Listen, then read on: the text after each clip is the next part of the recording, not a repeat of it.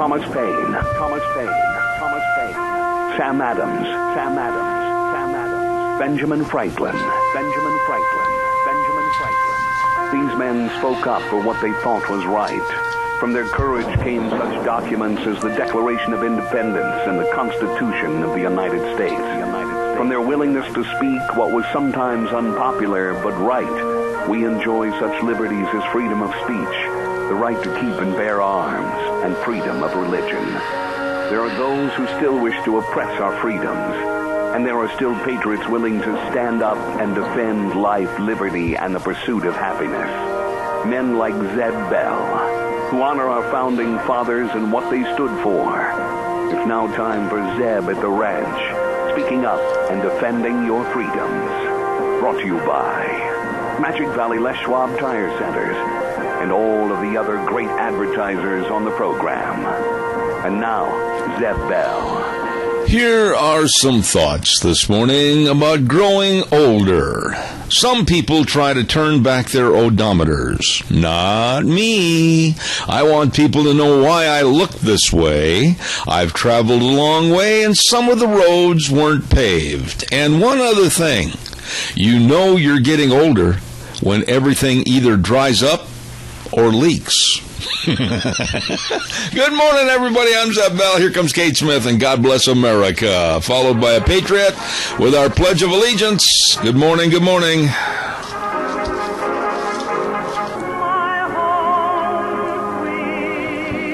Oh, thank you very much, and God bless America. I certainly hope he will again. And I'm Zeb Bell at Zeb at the Ranch with our major sponsor, your Magic Valley Les Schwab Tire Centers, all 7 locations serving you, along with some of our great advertisers, including Lee's Furniture, Floors, and More at 459 Overland in Burley, and Ramsey Heating and Electric at 2600 Overland Avenue in Burley. And without further verbiage, here's the lovely cohort of my program, along with my lovely wife. I have beautiful assistants, Gina Jameson. Well, good morning, sunshine. Happy Thursday to you. Going to be a gorgeous day. You know, I went out on the old sun deck a little bit ago and sat there and said to myself, Self, why don't we just bag the rest of the day and enjoy and just encourage the rays of the sun to beam upon my face? But I decided I better earn some money. Yeah, I was contemplating that same thought, too, and I'm thinking to myself, should I really go to work? Should I really go to work? Do I really want to go to work? I think that we should start a national Let's Play Hooky and Be Proud of It Day. And I think that's a great idea. I do, too. Just don't tell Kim Lee, okay? I promise I won't. Put everything on automation so that it goes over and over and over and over and over. And then he'd be calling me, Gina, what is wrong with the station? And you could say to him, listen, dude, it's your station. You worry about it. I am on vacation, baby. Okay. Do we have a pledger? We have little Miss Abigail, I do believe, on the line for the pledge, and Mr. Michael Rogers on for the weather. Very good. Thank you. Abby, it's so good to hear from you. Please give us the pledge. Thank you.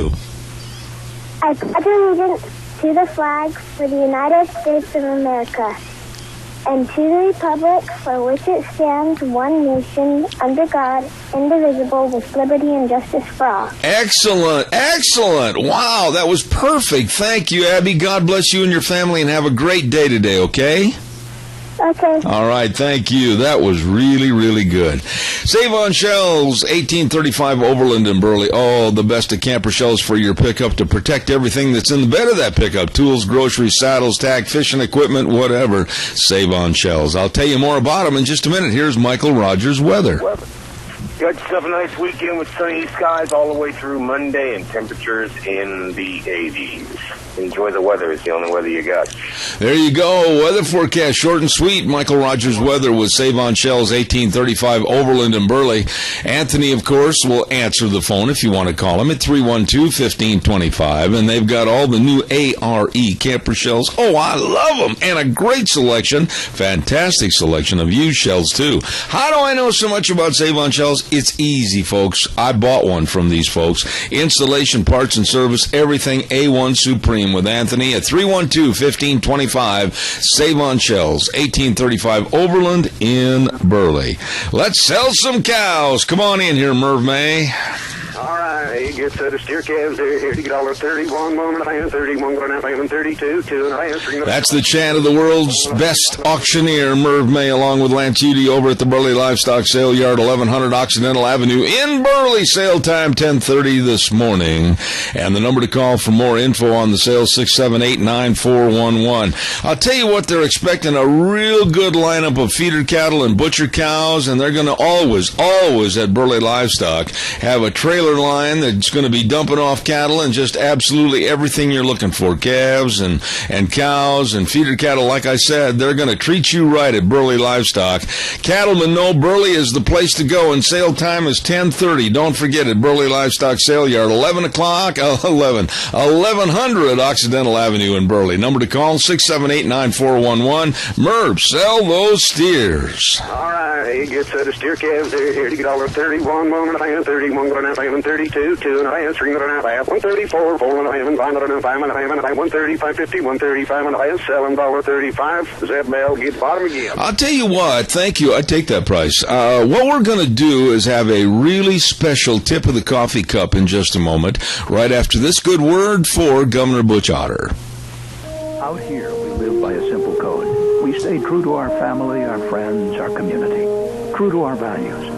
Governor Butch Otter has been true to us, true to Idaho's conservative values. I'm Governor Butch Otter. I know that sticking to Idaho's values gets results. That's why so many things that I've set out to do have been accomplished. I kept my promise to provide tax relief to the people of Idaho. It was long overdue, and I've shown that we can run the state on a balanced budget. Butch cut our taxes by $150 million, helping individuals and families. Butch is fighting to take control of Idaho's water quality standards from the EPA. And even though critics said it couldn't be done, Governor Otter balanced our budget without raising taxes. There's no doubt about Governor Otter's conservative values and who he serves. He serves us. There's still a lot of work to be done. I need your vote on May 20th, and I'll keep working hard and staying true to our Idaho values.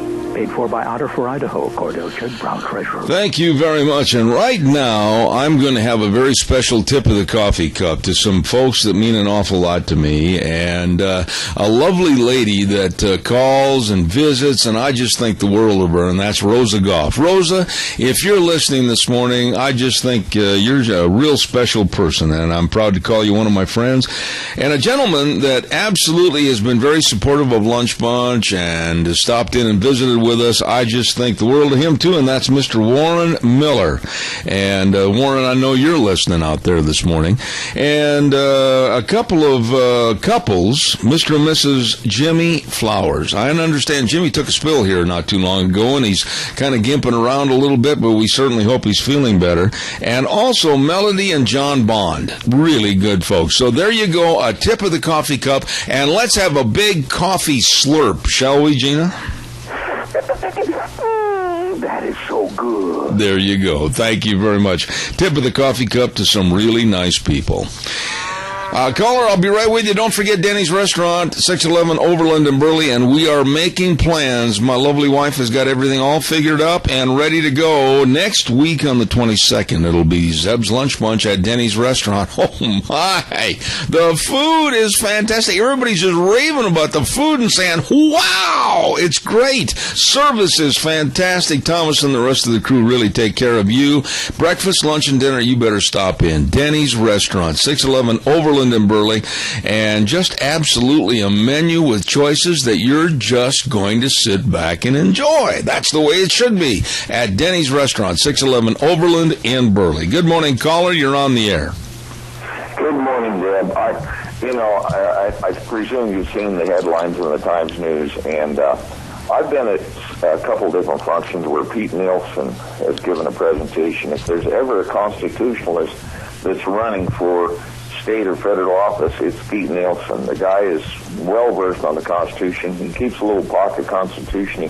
He reads right out of it during his presentation, and I find it real interesting. His challenger could have taken on a rhino liberal Republican, but he chose to take on the constitutionalist. I really find that interesting. But Scott Bedke is supporting Nielsen, and Mike Moyle.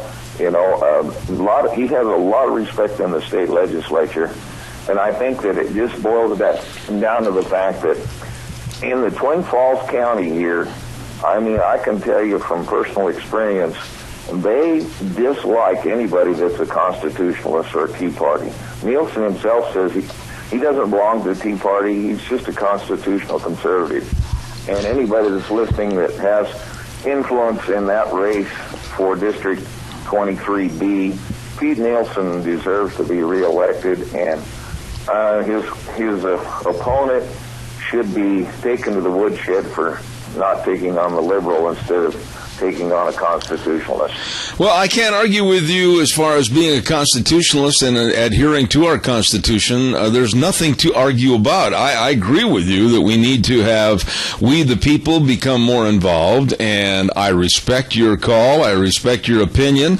I just think that on a national level or whether it's a state level, we need to remember that our Constitution is something that we need to revere and something we need to hold sacred, because we've got too many things going on right now, especially with this Obama. Wait a minute, Adrian. Especially with this Obama administration trying to change and subvert the Constitution, that I think now more than ever we need to be aware of what it is and what it does for all of us.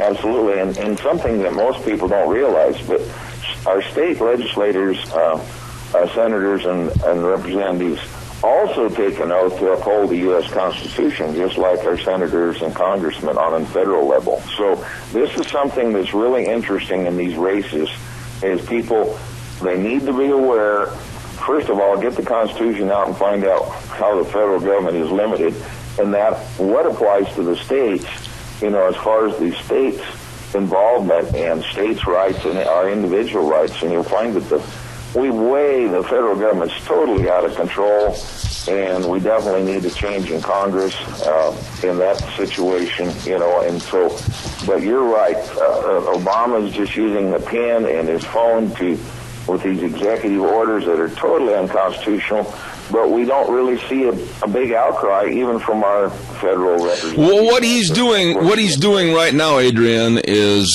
subverting the law, and this is where I'm going to come down on Obama so much harder than I have in the past. I don't like the man, I don't like his ideology, but he's subverting and he's going around the law, especially on immigration, and I'm going to be talking about that a little later. I've got a bunch of commercials to get in. Thanks, Adrian. God bless. Appreciate your call. Have a great day. Thanks. Thank you. Bye. Valley-wide Home and Ranch, 910 South Oneida in Rupert, your local home and ranch store. Oh my, every Tuesday they get a new batch of chickens. Yes, sir. Here a chick, there a chick, everywhere a chick.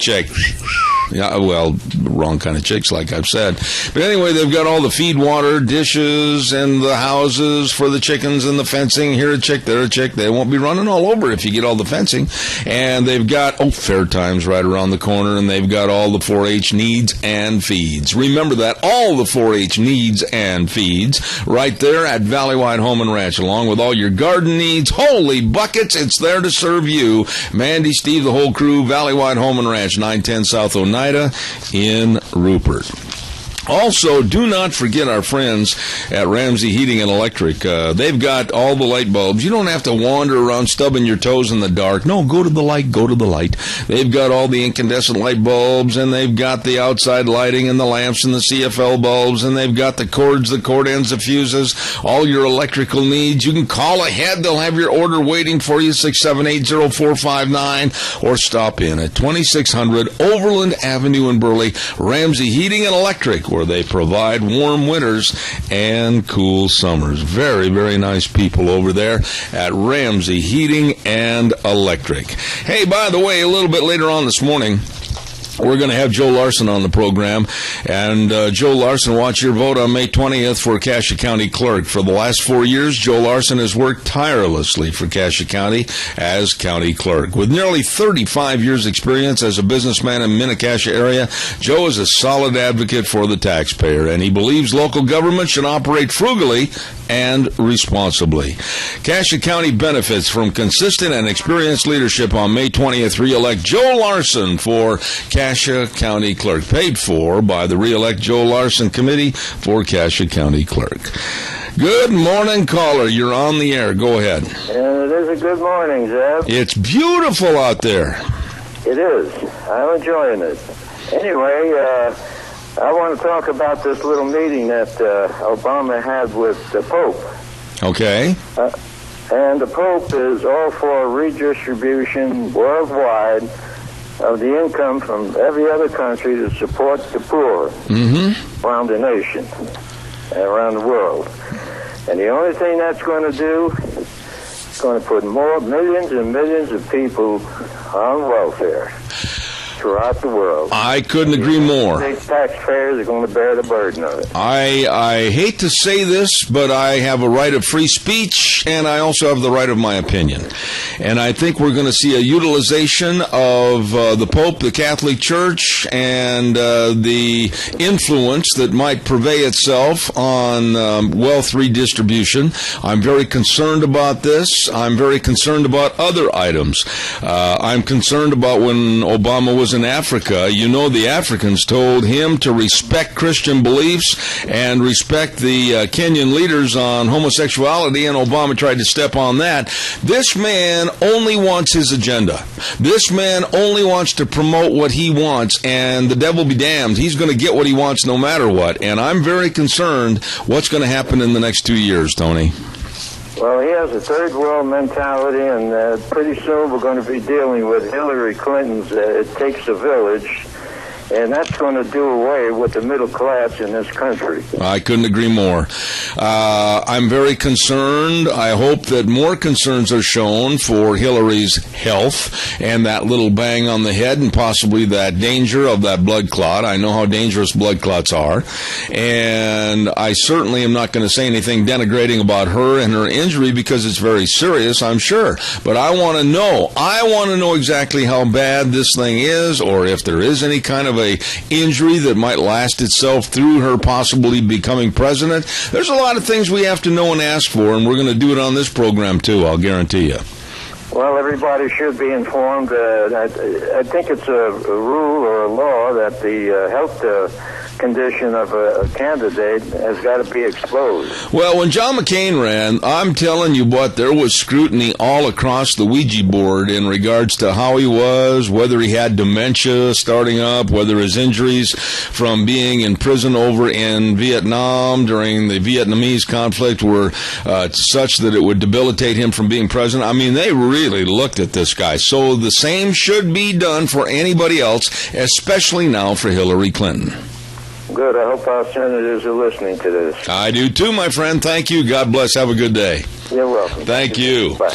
Don't forget, Ken Menzel wants your vote for Minidoka County Sheriff. He wants your vote May 20th, next week. And by the way, tonight, they're going to have a candidate get-together with Ken Menzel, and that's going to be from 7 to 9 at the Paul City office and fire station in Paul. Don't forget to be there.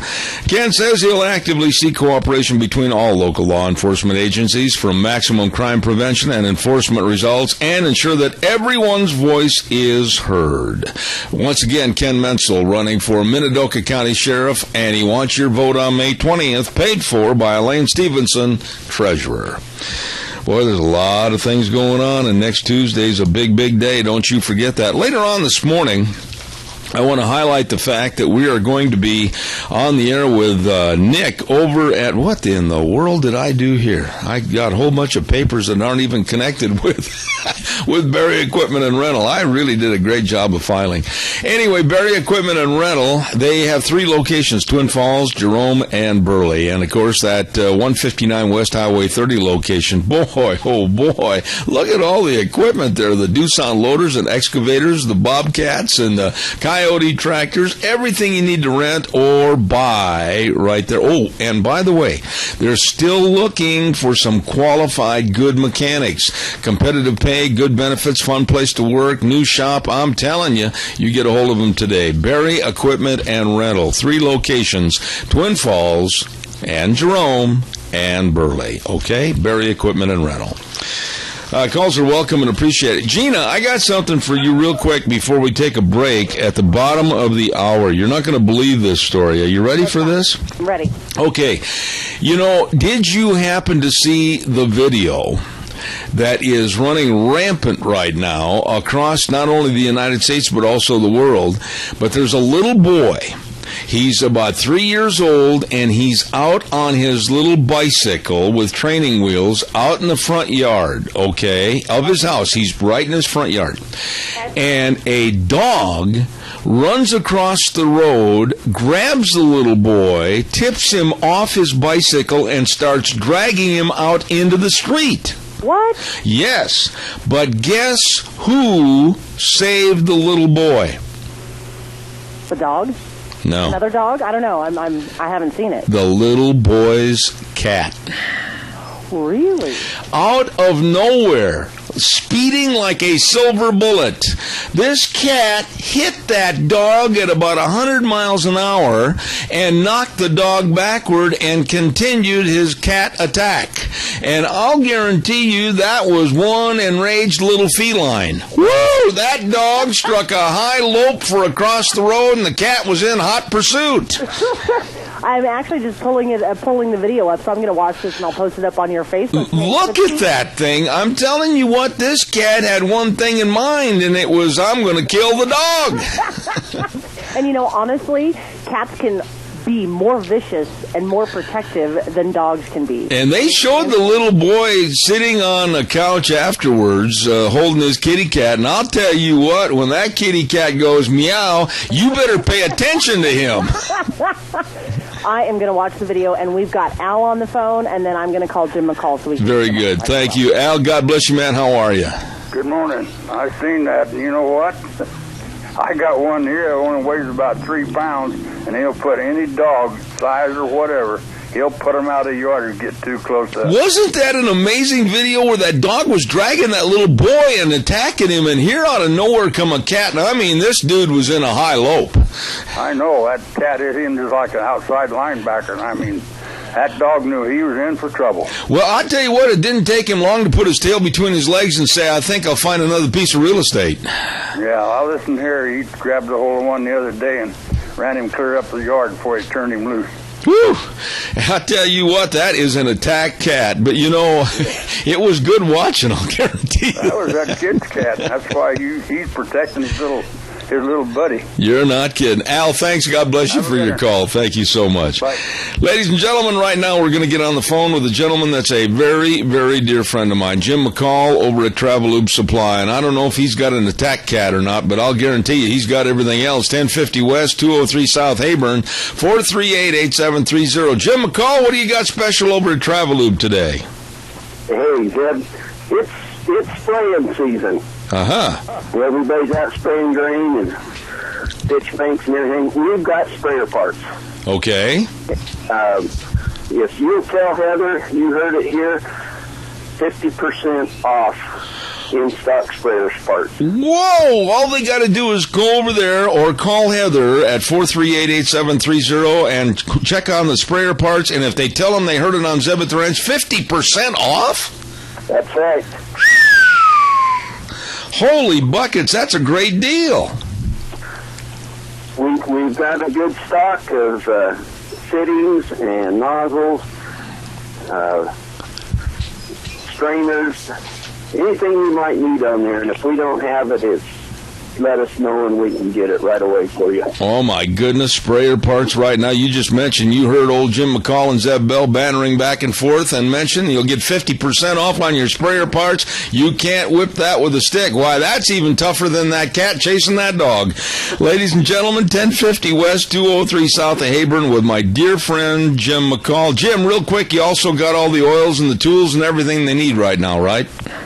You bet. One other thing we've got new right now is we can clean diesel exhaust filters. Okay. If you have a newer diesel truck that has those exhaust filters on them, we can clean them now. Give us a call. We'll get those picked up for you and sent off and get them cleaned. All right, you heard him. There's the man, Jim McCall at Travelube Supply. They deliver the goods, 438-8730. Jim, have a great day, and I'll be giving you a call a little bit later on, hopefully today if I remember. Okay. Thanks, Ed. Thanks, Jim. Take care. 50% off sprayer parts over there at Travel Loop Supply if you just mentioned you heard it on old Zeb's program. Holy cow. Hey, it's time for the Capital Press Ag Minute, brought to you by Lennox Home Comfort Systems. Whether it's a gas furnace, air conditioner, or a heat pump, you and your family will always enjoy the comfort from Ramsey Heating and Electric, 2600 Overland Avenue in Burley. Here's the Ag Minute. Today's Ag Minute brought to you by the Capital Press, the West Ag Weekly. Idaho Barley Commission Administrator Kelly Olson says planting of Idaho's barley crop is a bit ahead of schedule, and growers are pleased by their early growth.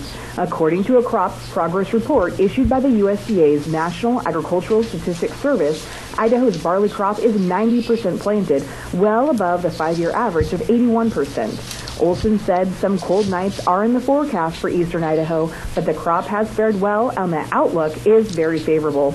NASS estimates 1% of Idaho's barley crop is in poor condition, 26% is in fair condition, 59% is in good condition, and 14% is in excellent condition. With the Capital Press Ag Minute, this is Hannah Brose.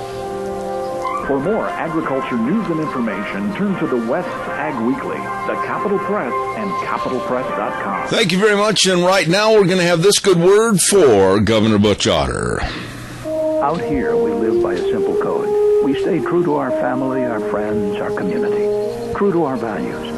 Governor Butch Otter has been true to us, true to Idaho's conservative values. I'm Governor Butch Otter. I know that sticking to Idaho's values gets results. That's why so many things that I've set out to do have been accomplished. I kept my promise to provide tax relief to the people of Idaho. It was long overdue, and I've shown that we can run the state on a balanced budget. Butch cut our taxes by $150 million, helping individuals and families. Butch is fighting to take control of Idaho's water quality standards from the EPA. And even though critics said it couldn't be done, Governor Otter balanced our budget without raising taxes. There's no doubt about Governor Otter's conservative values and who he serves. He serves us. There's still a lot of work to be done. I need your vote on May 20th, and I'll keep working hard and staying true to our Idaho values.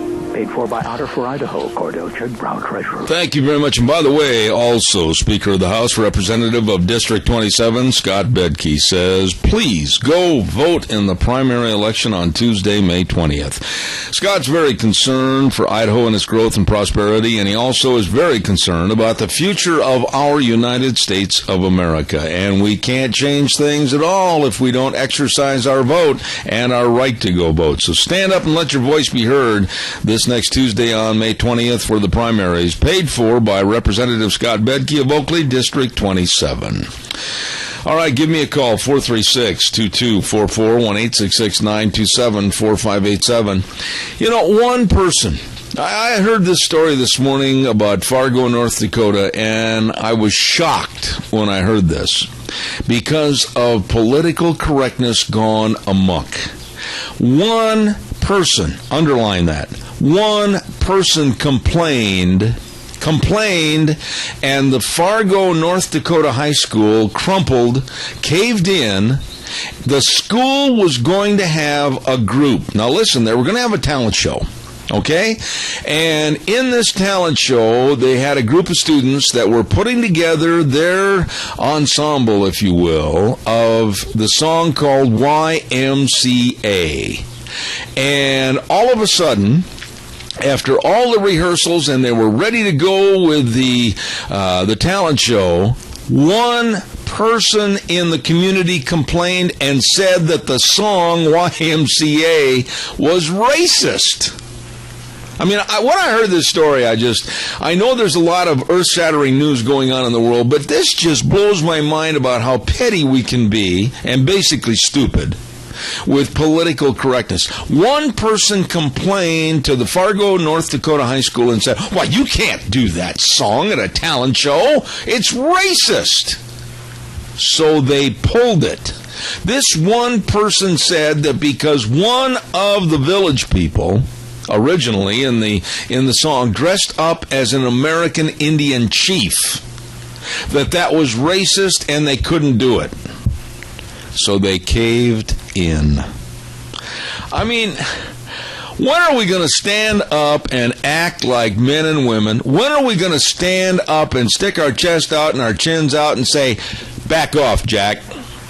The majority wants it. Thousands of people were looking forward to the talent show, and they were looking forward to every one of their kids being involved in it, but one person made them crumple and cave in on a song that's been around for a long time. I know my dear friend Randy Munns down in Garland, Utah, that's a rodeo clown, and we've worked, I don't know how many hundreds and hundreds of performances together over the years. He does a little stint on Y.M.C.A, not hurting anybody, not denigrating anybody, and it's certainly not racist. And I'm so fed up with PC that I am going to do all I can to highlight these stories and throw them back in the so-called PCer's face. But one person complained, and the school, no guts, caved. What are your thoughts on this, PC? I mean, no matter what you do every day, think about this. No matter what you do every day at your job, well, no matter what you do every day if you go shopping, no matter what your kids do, no matter what your husband does, no matter what happens, you are bound somehow, inadvertently, you're going to offend somebody by your actions or your speech or whatever. Do you care? I don't anymore, because it is your right to be offended, but it's also my right to say how I feel. Hey, caller, hang on just a second. I got to get this in. I'll be right with you. Don't forget Penetron Soil Conditioner by Y.M.C.A. has a 20-year proven record of increasing yield and quality of all Idaho crops. They've got 30 interactive components that speed germination, reduce crusting, improve stand, stimulate root growth and microbial activity. And I'll tell you, the water savings on the irrigation water alone will pay for the cost of the product. Better and larger crop yields, better quality. I'm telling you, tell your fertilizer dealer and crop advisor, we want Penetron Soil Conditioner by Y.M.C.A. It's the best. Call them today. Caller, good morning. You're on the air. Good morning, Zeb. How are you? Well, I guess okay. You know, with all this political correctness baloney going on, it only takes one person. It's just like the old saying, one apple, you can't let it spoil the whole bushel. It just amazes me. We had the same thing happen in Rupert with the scenario that I'm talking about with the flag. One person out of how many thousands? Yeah. And really, Donna, the bottom line is this. I just went through a case of so-called political correctness with some of the people in my church. And I'm at the point where I don't care if somebody gets offended. They have a right to get offended. But I also have a right to say how I feel. And I think that if you're offended, fine, come to me, we'll talk about it. And if we can't work out an agreement, we'll just be mutually agreeing not to like each other. Gee, the world will still go on. The sun will come up tomorrow morning. You know, I'm totally with you. Everybody has a right to voice their opinion. Everybody has a right to say what they feel. But we also have a right. And if you know what? If you don't like the way it looks, for criminy sakes, don't look at it. Well, and I'm writing about this in my blog, Cow Pies and Coffee Cups, for this week. And, you know, we're getting to the point, honestly, and you tell me if I'm wrong. Caller number 2, I'll be there in a minute. You know, we've got to walk with our heads down. We can't say anything. Well, we can't make a distinction about what we think is right and wrong. We can't make a comment of our opinion about something because, oh no, somebody might be offended. Too bad. You know, I'm an American. I'm going to stand proud and I'm going to hold my ground. And if they don't like it, you know, they can choose to turn the other direction and go back to where they came from. Amen. Amen. Amen. You keep that attitude. I'm going to keep mine. Thanks, Donna. God bless. I got it. All right. Have a good day. Thank you.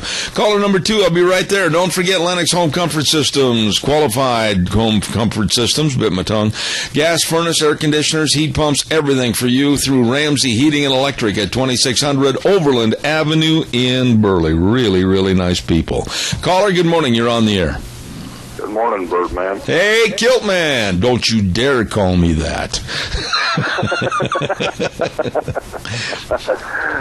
The problem is we have a bunch of people out there that are cowards, like you said.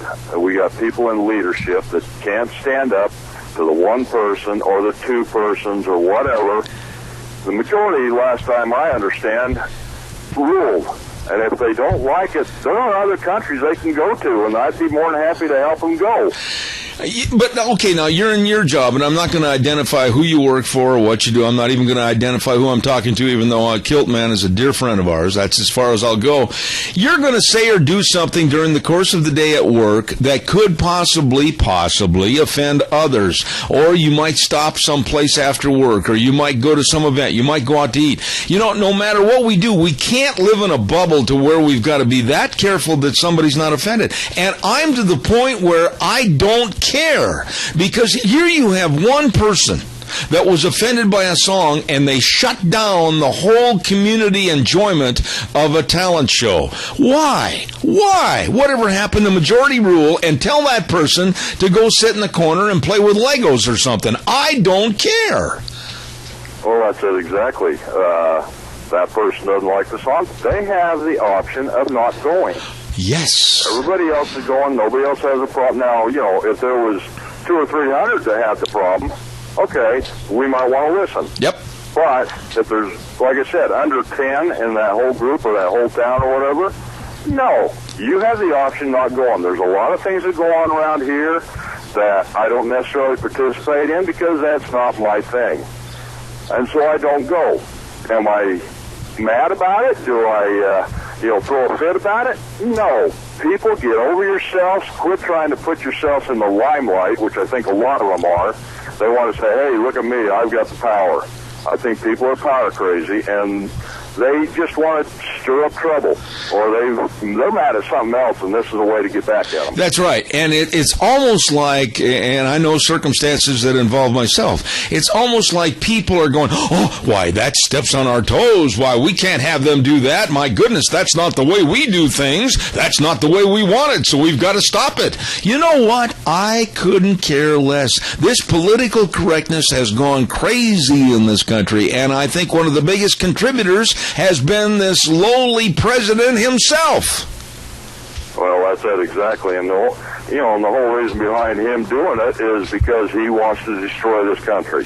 Period. He wants the power. He wants to destroy the country, and he really doesn't care. So he'll do anything and everything to ruin it for everybody else. Kilt Man, be damned. I agree with you, my dear friend. Take care. Have a great day. Look forward to hearing from you. Thanks much. Right now, we're going to have this good word for Congressman Mike Simpson. Brian Smith collected millions from Idaho's vulnerable, veterans, and the disabled. But where else does Smith get money? We literally put all those checks in an envelope and send them to Brian, and so he gets a big envelope with a lot of money in it, which is probably a good day for him. So Smith is beholden to a Washington special interest group that's against the Farm Bill. The same Washington special interest group that would kill jobs at Idaho National Laboratory and cut funding for firefighters who we entrust to protect our land, our property, and our lives. It's no surprise that Brian Smith puts Washington special interest groups ahead of Idaho. Because Brian Smith is out for himself, not you. I'm Mike Simpson, and I approve this message paid for by Simpson for Congress. Right now it's time for a weather update with MichaelRogersWeather.com, brought to you this hour by some really good friends of mine and yours too. Riverview Urgent Care and Medical Center at 382 North Overland in Burley. Minor emergencies, major care. The doctor will see you now. Hey, I'll tell you, taking care of ear infections, breaks, sprains, strains, skin care, cuts, rashes, sore throats, everything, minor emergencies, major care. At Riverview Urgent Care and Medical Center, 382 North Overland in Burley, 6 888-678-6996. Here's Michael with the weather. Hello, everybody. Michael Rogers from MichaelRogersWeather.com. Another day of sunny weather. Only today we start to get a little bit warmer than what it was yesterday. For a high of 80 today, 44 for the overnight low. So the weather's the only weather you've got. There you go. Brought to you by Riverview Urgent Care and Medical Center, 382 North Overland in Burley, 678-6996. Caller, be right there. Don't forget Brad Little for Lieutenant Governor. Vote May 20th to re-elect Brad Little to that position. This man is bringing and has brought extensive business and leadership experience to his job as Lieutenant Governor. His lifetime in Idaho helps him understand our great state, the state's people, and its values. He's an Idaho rancher and small businessman that wants to help Idaho raise incomes and create more jobs. Remember, vote May 20th for Brad Little for Lieutenant Governor, paid for by Senator Dean Cameron to re-elect Lieutenant Governor Brad Little. Caller, good morning. You're on the air. Good morning, Jeff. Sir. Hey, I look at it this way. You can only be offended if you let yourself be offended. And on top of that, we have the right to say what we want, do what we want, as long as, it's not within boundaries of common sense. You think you can't run down the street naked, that's not legal. But only you yourself can be offended. So when people say, well, I'm offended by the Ten Commandments in front of the courthouse, well, that's your problem, not mine. It doesn't offend anybody else but one individual person. So you'll figure out how to take care of your own problem. Don't be trying to drag down the city because of it. Yeah, I'm just sick and tired of people clamoring and clawing the walls and tearing their hair out. And I'm saying, oh, I'm offended. You've got to stop that. Whether it's a song so innocuous as Y.M.C.A. I mean, I'm still scratching my head what little hair I've got left, and I'm going, how in the world could anybody find that song racist? I mean, and one person complained, and the whole school went into a tailspin like a plane going down and said, oh, we got to cancel it. They ran in fear instead of saying to that person, I'm sorry you're offended, but we're going to go ahead and do it because they've rehearsed this song and we find it to be very entertaining. Now, please go sit down in the corner, or better yet, don't come to the talent show if you're offended. Thank you. I totally agree. It's getting to the point, like you've said many, many times, and so a lot of other your listeners,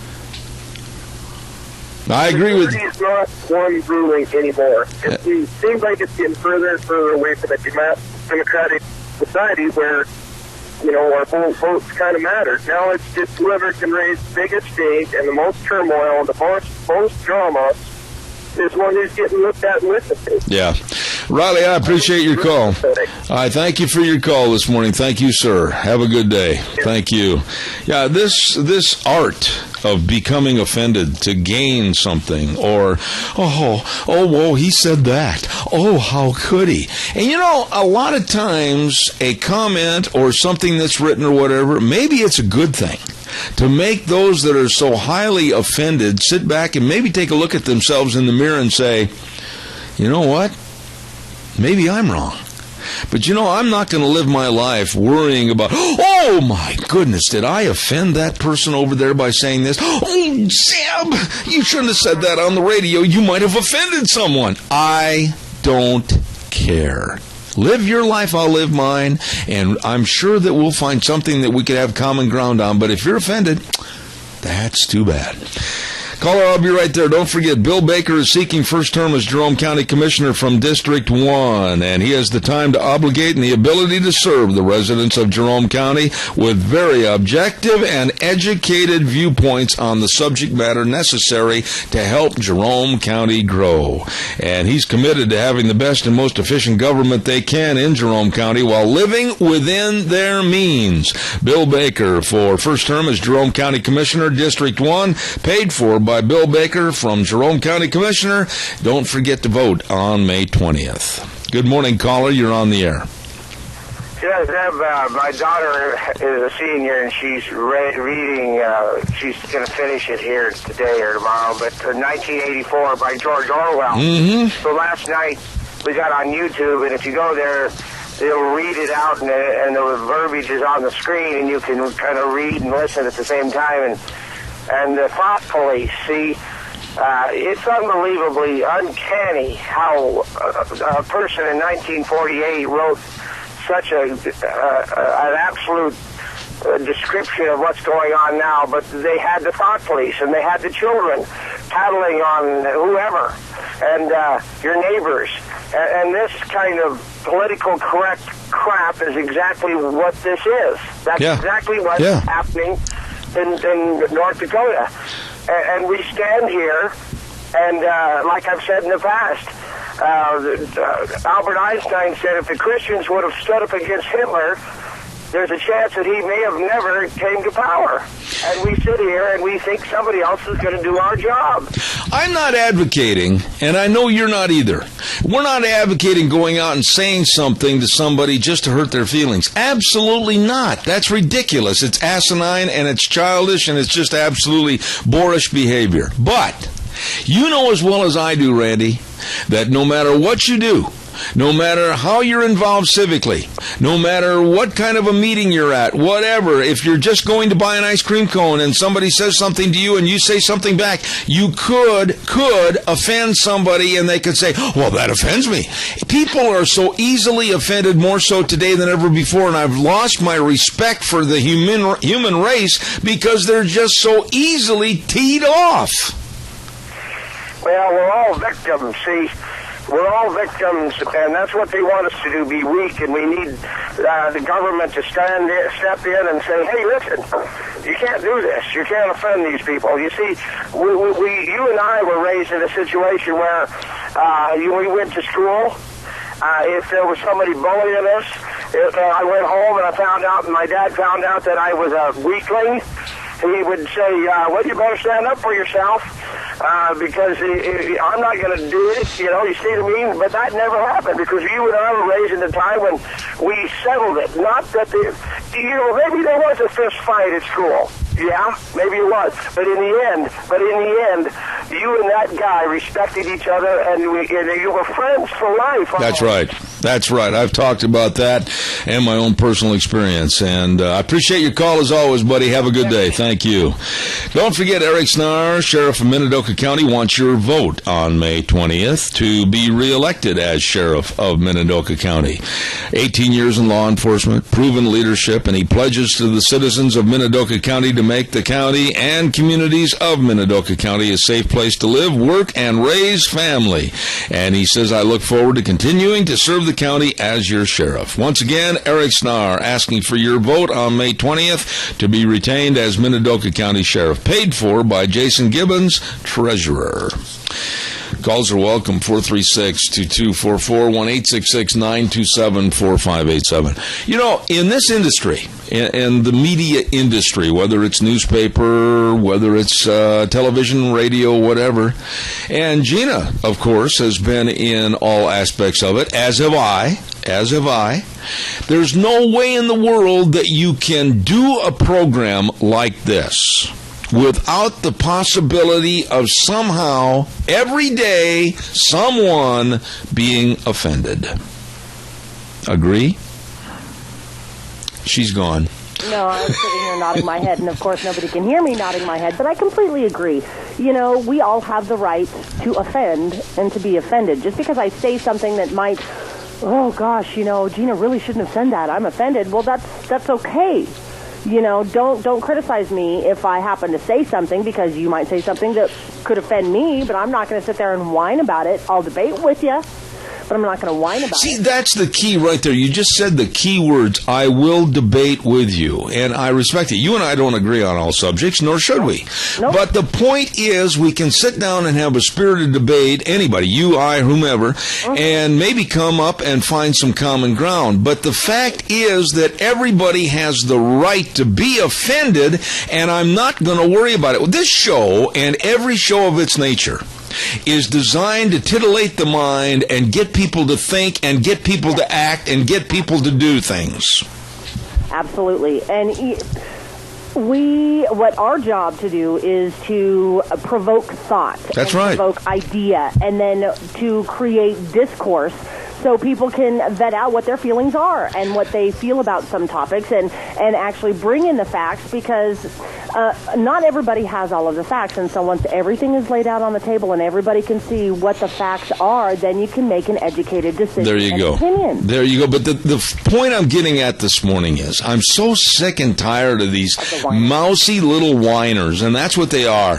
Oh, I was offended. Well, you know what my response is, and I can't use that one on the radio. I got to think of another one. But that's how I feel. I don't care if they're offended. I get offended every day, but I just fight back and I perpetrate the idea and thought that I believe in. You know what? And I get offended every day. I get offended at stupidity and idiocy, but I can't help it that these people are the way they are. So absolutely. You take them at face value, and you know what? If I'm offended, that's okay. Bingo. It's my right to be offended, and it's my right to offend you. Yeah, and you also have the right of free speech in this country, and I'm so sick and tired that we've got to be, so careful. Oh, my goodness, you can't say that word. Why, you might offend somebody. I know, and when I was growing up, and I'm sure when you were growing up as well, I never thought that this day would come where they would try and stifle free speech. I didn't either. Never thought that this would ever be a topic. But it's here, and the only way I'm going to shut up is when they pull the plug. Oh, my goodness, I got to get a commercial in. Excuse me, I'll be right back. Don't forget the best tire value promise in the industry with the best tires for your passenger cars, light trucks, and SUVs, your horse trailers, boat trailers, everything. Please stop into your Magic Valley Les Schwab Tire Centers. The service is phenomenal, and the easy credit plans, my goodness, what are you waiting for? Stop in and see them about your tire needs, your brake needs. Oh, the best in brake service. Front end alignment, shocks and struts, batteries. It's all there. All the custom wheels to dress up that four-wheeled wonder. My goodness. See Lane and Rupert, Dave on Blue Lakes and Twin, Mike and Buell, Mike and Jerome, the Twist family in Paul, John on Poline in Twin Falls, and Randy on Overland and Burley. The best. Your Magic Valley Les Schwab Tire Centers. Got to take a break and go to the news from ABC, and they'll come in and mess everything up. And then we've got the Chamber of Commerce report, Gardening for Idiots, named after me, Dog Nation, all kinds of things coming up next hour. Don't go away. Zeb at the ranch on a Thursday. A beautiful day outside. I'll see you in 6.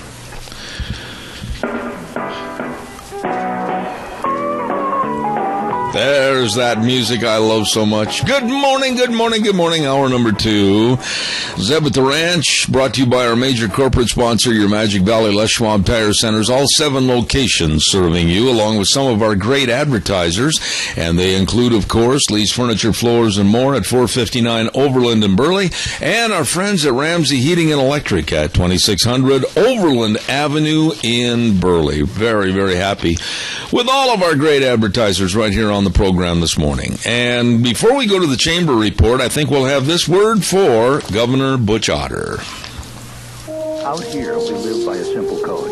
We stay true to our family, our friends, our community, true to our values. Governor Butch Otter has been true to us, true to Idaho's conservative values. I'm Governor Butch Otter. I know that sticking to Idaho's values gets results. That's why so many things that I've set out to do have been accomplished. I kept my promise to provide tax relief to the people of Idaho. It was long overdue, and I've shown that we can run the state on a balanced budget. Butch cut our taxes by $150 million, helping individuals and families. Butch is fighting to take control of Idaho's water quality standards from the EPA. And even though critics said it couldn't be done, Governor Otter balanced our budget without raising taxes. There's no doubt about Governor Otter's conservative values and who he serves. He serves us. There's still a lot of work to be done. I need your vote on May 20th, and I'll keep working hard and staying true to our Idaho values. Paid for by Otter for Idaho, Cordocha, Brown Treasurer. Thank you very much. And before we go to the lovely Kay Cameron, I want to remind everybody, too, about our dear friend Joel Heward, manager, owner of Hanson Mortuary, 710 6th Street in Rupert. They can travel to serve you to rural towns and churches. I mean, if you've got the questions and you just can't possibly make it into Rupert, just call them at 436-5636, and they will be there when you need them. That's right. All you have to do is just ask for some help, and they will be there. They're committed to holding the highest ethical standards with unquestioned integrity, and they want to make sure that you know that your expectations of service will be met and exceeded. Please call them today. 436-5636, Hanson Mortuary, 710 6th Street in Rupert. Good morning, the lovely Kay Cameron at the Minnetonka Chamber of Commerce. How are you? I'm great this morning. How are you? Well, look outside. How could you possibly be down in the dumps and negative and wearing a frown on a day like this? I know, it's absolutely gorgeous. I'll tell you, the park is so beautiful, and looking out over the river is so gorgeous this morning, and then the little bit of snow on the tops of the mountains. It's just a beautiful day in Minnetonka. Absolutely. Now, what's going on with the Chamber of Commerce? Any great items you want to hit this morning? Well, today is our Chamber Leadership Day. You know, we have our leadership class that meets once a month, and it's so much fun, and the group always learns so much. And I just want to kind of mention a little bit about what they're learning about today. Today is their Law and Justice Day, and they've got some fabulous speakers in our office this morning. In fact, I was in there listening just before I came out and called, and Gina was afraid I would forget. But, you know, we've got Director Brent Rinke here, and he's the head of the Department of Corrections for the state of Idaho.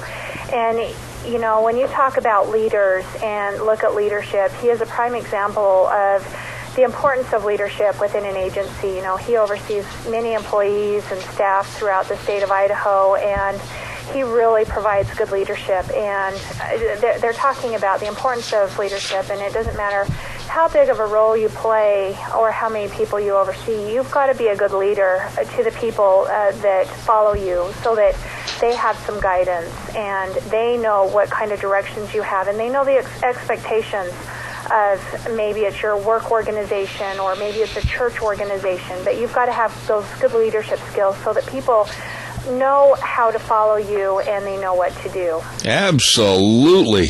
Wow, you've got a lot of things cooking over there. What about anything else connected with travel or people calling, and we've got entourages coming in from back east? I mean, what's happening on that regard?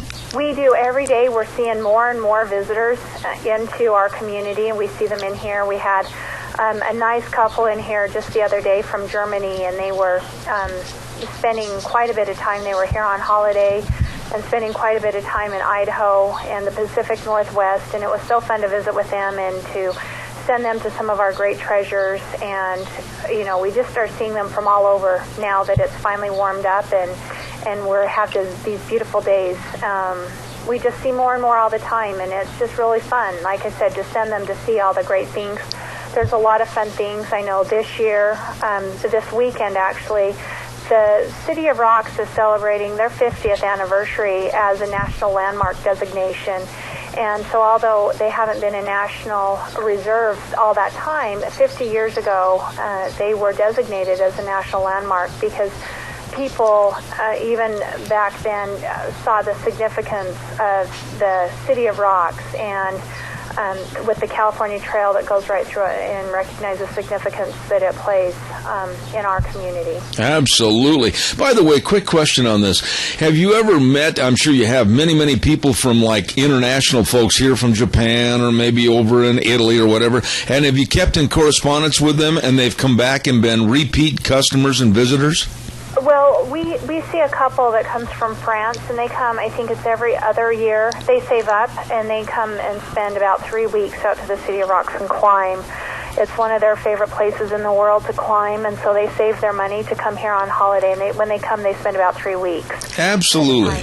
That's great. And we see them occasionally. And then there's others that have said, oh, we've been here before, but as far as international, I don't recall, as many of those, but there is one family from California that passes through every summer on their way to the Sun Valley area, and they stop here every year. And we recognize them, and we've seen their kids grow, and it's a lot of fun to visit with them. All right, well, tell everybody how they can contact the Chamber of Commerce. Yes, come by and see us. We're located at 1177 7th Street in Hayburn. And really, come by and find fun things to do with your families. I had the opportunity to present to the kindergarten class out to Dakota this week on things to do in our community, and I've heard feedback from the parents that my child wants us to take our family here for Family Day and those kinds of things. So we have a lot of ideas for families. So come by and get some information. 1177 7th Street in Hayburn.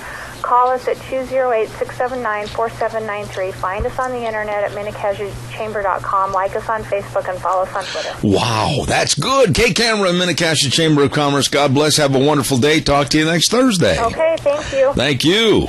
Oh, my goodness. A lot of things going on right here through your Minnecasia Chamber of Commerce. Don't forget, Ken Menzel wants your vote for Minidoka County Sheriff on May 20th. That's right. This man says he wants to maintain high ethical and performance standards for himself and the entire staff, and will enforce the law based on respect for individual rights and a commitment to the safety of each citizen.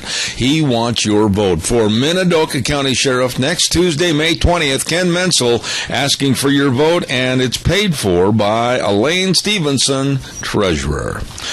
And another person that I'm really high on, he's done a fantastic job for the state of Idaho, and that's Senator for District 24, Lee Hyder. The best always stand the test, and Idaho Senator Lee Hyder is one of the best. His diligence and perseverance has really helped the state when he authored the Right to Hunt, Fish, and Trap Amendment, and he wants your vote again on May 20th for a man that's devoted to Idaho and you. Vote for Lee Hyder, Senator District 24, paid for by Lee Hyder for Senate District 24. Right now, we're going to go to the phone lines, and we have a lovely lady waiting for us, and that, of course, is Vicki at Vicki's Country Gardens, and it's time for Gardening for Idiots. Good morning, Vicki at Vicki's Country Garden, 185 South, 600 West of Paul. How are you today? Well, good morning, Zeb. It's a beautiful morning here. We've got a nice sunny day. It's going to be nice and warm. Time to get out in that garden and get it going. Okay, all right, let's start from scratch right here. If people have not yet started their garden, they didn't like the wind, they didn't like the cold, they didn't like the blustery temperatures, and all of a sudden things are looking up, what should they do today? Just get that garden ready and get it planted, because they can pretty much do the whole garden now all at one time. Don't have to do any of the plant the early things, and wait, and everything can go in now. Okay. Now, we can do it all at one time, and there's still some chance. They're saying we're going to cool down over the weekend, but we need to stay in that 60 and 70 degree range right now for a little while. I'm not too, it doesn't bother me at all that we're going to cool off a little bit, for the simple fact that it's too hard on the plants when they go from 55, 60 degrees to 85 and 90 degrees and stay there. Okay. Now, we need to warm up slowly, and if we can get a couple of nice warm days, get that ground temperature coming up, and then cool back down, not too cold, but 67 to 70 is not that bad for this time of year. The plants will settle in. Anything you're planting in the plant form is going to settle in and do fine. They'll have time. They won't be stressing with the heat. They can root out, and then when the heat comes on and hits them, they're ready to go. Okay. So it's really a good thing right now that we're gonna stay down in that 60, 70 degree range. All right. Now, a lady wrote in, and she said that she's newly married, young, in her 20s, never been a part of gardening, doesn't know anything about living in rural America. And she said, you talk about what to plant, you talk about how much water and everything, you talk about fertilizers and chemicals. She said, I don't even know what kind of tools I need. Well, sometimes it's best to just come in and talk to us one-on-one when you're in that situation. Basically, you need, depends on what you plant and what you're trying to grow. It's best if you can rototill a garden area. If you've got a lot of grass in it, before you rototill it, kill that grass with Roundup, get all the weeds and everything killed, then rototill it, and then go ahead and plant your vegetables or your flowers or whatever. But as far as tools and that, it's basically a good shovel, a hoe, a rake, that's the type of tools that you basically need. And there again, like I said, it kind of depends on how big your garden space is and what you're wanting to grow as to what you're going to need in that area. But I mean, she can sure come in and talk to us, and we can walk her through it one step at a time. So. You know, you said something on a program, I think it was last year, and it made a lot of sense, and I think people need to adhere to this. You said if you're a first-time gardener, be careful, be cautious, be wary about how big you make that garden. Don't overwork yourself so you spoil your attitude. Basically, isn't that what you told me? Yes, that's very true, because, I mean, if you have a bad experience the first go-around, you aren't going to go back into it again. If you start small and everything grows good, and you know everything works good and you enjoy it, then the next year you're going to know a little bit more and you can increase it a little bit more each year. You just have to just don't overdo yourself, because nobody wants to have to spend 12 hours a day working a garden when they don't. I mean, and that's what happens when you don't know what you're doing when it's a first time situation. It takes you end up working yourself to death because you don't know what you need to be doing at what certain time, and things get away from you and you get behind and you get frustrated. You throw your hands in the air and say, forget it, I didn't like that garden anyway. Yeah. Now, another question that came in was in regards to how much seed. Now, I know that I think it was 2 years ago when you and I were talking about planting a garden here, and, you know, I said, okay, I'm going to do it. I'm going to commit myself. I put way too much radish seed in the garden, and, I mean, I had radishes building on radishes, growing on radishes, and you got to be a little careful and ask people like yourself really how much to plant. Well, when you're planting like radishes, it's really tiny seed. Yeah. And so there's a couple of ways you can do it. Some people plant their radishes and their carrots together, and so they can pull the radishes, and that thins out for the carrots. Oh. Which is one way of doing it. If you're planting a radish seed, radish isn't quite as fine as carrot seed, but if you're planting radish seed, you want to just kind of take it try to stretch that out as much as you can, or if you do overplant a little bit, when the plants pop up, go through and pull them out to where you've got about an inch between each plant, so those radishes can form. Okay.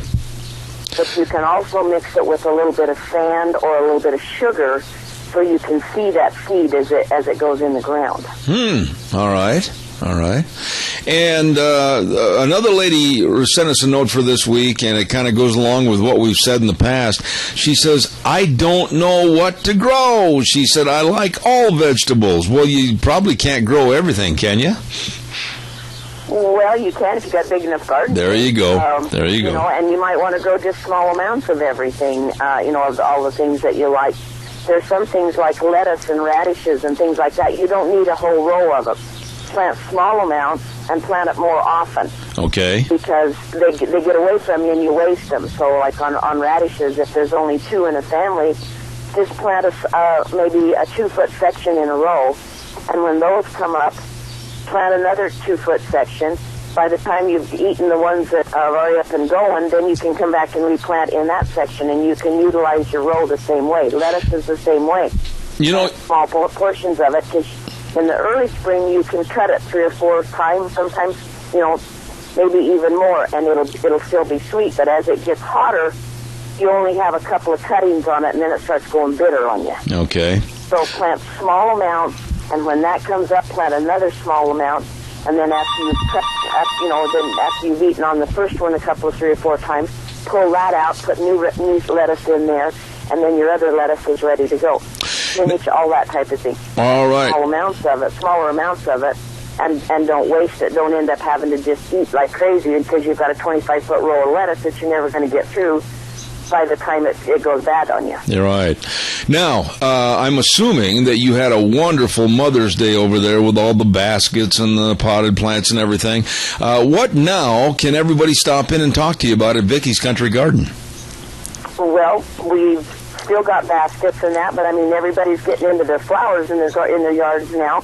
Come in and see us. We just got in some, we've got our petunias that we grow, and we've also brought some more in so that we're ready for this weekend for everybody to put all those pretty flowers. We've got lots of marigolds that can go in, lots of geraniums.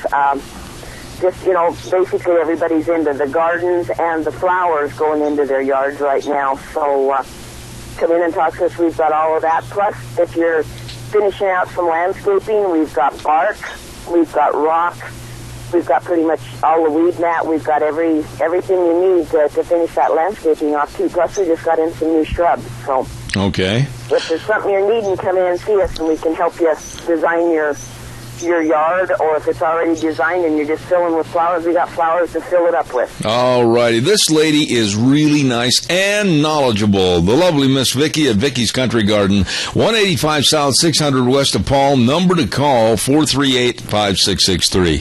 Vicki, great job. Thank you much, and we'll talk to you next Thursday. That'll work, Deb. Thanks. Thank you. Bye-bye. That lady is really, really nice, and she's helped at a lot of our different events over the years. I have a lot of respect for her at Vicky's Country Gardens. Don't forget Dean Cameron, Senator Dean Cameron for District 27, running unopposed for this May 20th Election Day. A voice of influence, a voice of caring, a voice for getting things done for the state of Idaho and for you. Yes, Dean is the highest-ranking member, senior member of the Senate, and he has been a senator for 24 years, and we rely heavily upon his experience and his assistance. And I want to thank him personally for all of his support. He's helped a lot of us right here in southern Idaho. Remember, Dean Cameron, Senator District 27, paid for by Idaho Senator Dean Cameron. Well, let's see. We've got another message here real quick, and then I am going to get on the phone in just a few minutes with Dog Nation. Old Ken Mort's about ready to go, but I want to remind everybody, too, about Let's Ride, where the fun is sold. Where the fun is sold. My goodness, Highway 24 between Rupert and Burley. They're open Tuesdays through Saturdays, 9 to 6, and they've got all the ATVs. Have you looked at that showroom? I do not know how they could ever park so many vehicles into one showroom. Holy buckets! And they got the Can-Am side-by-side. Really great deals on those. Rebates and great financing. Dirt bikes, 0% financing for 5 years. And a service department that absolutely can do the job for you. They're great. Let's Ride, where the fun is sold. Highway 24 between Rupert and Burley. You stop in today. See them and enjoy some fun in the outdoors. Okay, let's just all of a sudden say good morning, and I hope he's there. Good morning! Where in the world did all these dogs come from? Holy mackerel, Mort, they're running all over the place. Good morning, Ken Mort, Minidoka Animal Control. How are you? Good morning, Zeb. I'm doing great. How about yourself? Hey, did you see that video that I was talking about last hour? I didn't even get to catch it. Looking for some dogs that were over by some sheep. Well, let me just tell you real quick what it was, and it was interesting. There was a dog in a neighborhood that went over and knocked a little boy. The people's pet cat and stuff, and that went and chased it off. Woo, baby! I mean, that cat was a mad attack cat. Oh yeah, you can't. Couldn't have a better watch animal than that one right there. You're not kidding. What have you got special for a dog this week? Go ahead. Well, we've got Dutch. He is a male bull terrier Dutch Shepherd cross. He's brindle in color, approximately 18 months old. He is very well-mannered, likes toys, likes to go for rides in the car, is good with kids and other dogs. He was actually running out loose out in the country and showed up to some people's steps, and he was just a wonderful dog, but they just couldn't keep him. They'd love to, but they couldn't, so they had me come and get him. But, I mean, he's looking for a real good home. I mean, he'd make a great pet and everything. If anybody's interested, they can contact us at the facility at 438-2200 or contact me on my cell phone at 670-7268. Okay, now, how are things going over there for you at the Minidoka Animal Control? We're starting to make pretty good progress on our other building and stuff and that we're working on. Matter of fact, I'm not sure if it's going to be tomorrow or Saturday, but I will be getting in there with and hopefully getting some volunteers to come and help. But we've had one of our local rental companies over here donate 2 5-gallon bucket-type paint sprayers, so that we can get in and spray paint, paint the walls in brick building over there, and then next week we've got a floor guy coming in to do the concrete work, sloping our floors to the drains, and once we get all that done and get that floor coated, we'll actually be able to start putting kennels in there. Okay. You know, you do so much to help the canines around the area and match them up with some loving families. Once again, mention that dog that's the feature for this week. His name is Dutch. He is a Bull Terrier Dutch Shepherd cross, approximately 18 months old. Good with kids. I mean, he's a real handsome fella. And then he's brindle in color, good with other dogs, likes to play with toys, likes to go for rides in the car. I mean, he just would make an awesome pet for somebody. Absolutely. And the number to call? 438-2200 or 670-7268. Ken, I appreciate all the time and effort you put into this. You're doing a fantastic job. I wished everybody was as dedicated to their job as you are, and thank you for your help with all the dogs around the area. Thank you, Zeb. God bless you, man. And who let these dogs out anyway? There they go. Another one, a dachshund's over there. Holy smokes, we got a Rottweiler over here. Ken Mort, Minidoka Animal Control. There you go. Thank you very much, Ken. We appreciate it. I think right now we'll have this word for Congressman Mike Simpson. Brian Smith collected millions from Idaho's vulnerable, veterans, and the disabled. But where else does Smith get money? We literally put all those checks in an envelope and send them to Brian, and so he gets a big envelope with a lot of money in it, which is probably a good day for him. So Smith is beholden to a Washington special interest group that's against the Farm Bill. The same Washington special interest group that would kill jobs at Idaho National Laboratory and cut funding for firefighters who we entrust to protect our land, our property, and our lives. It's no surprise that Brian Smith puts Washington special interest groups ahead of Idaho. Because Brian Smith is out for himself, not you. I'm Mike Simpson, and I approve this message paid for by Simpson for Congress. Thank you very much, and don't forget, Chris Jensen wants your vote on May 20th for Minidoka County Sheriff. 24 years law enforcement. This man says he will provide ethical and honest approach to being the Minidoka County Sheriff. He's experienced and dedicated, financially accountable, and wants the best of security for our schools and a zero tolerance for drugs and gangs in this area. Remember, next Tuesday, May 20th, go to the polls and vote for Chris Jensen, Minidoka County Sheriff, paid for by Citizens for Chris Jensen, Barbara Jensen, Treasurer. And I think I heard somebody in the background talking to me, maybe. Who was that? Hello, good morning. That was an interruption from the news because we're pre-recording, so I just shut it off. Oh, well, good for you. Be with the guest in just a moment. Stand by. Life insurance, health insurance, retirement planning, employee benefits. Yes, the list goes on. They are the professionals at Cameron and Siemens Insurance.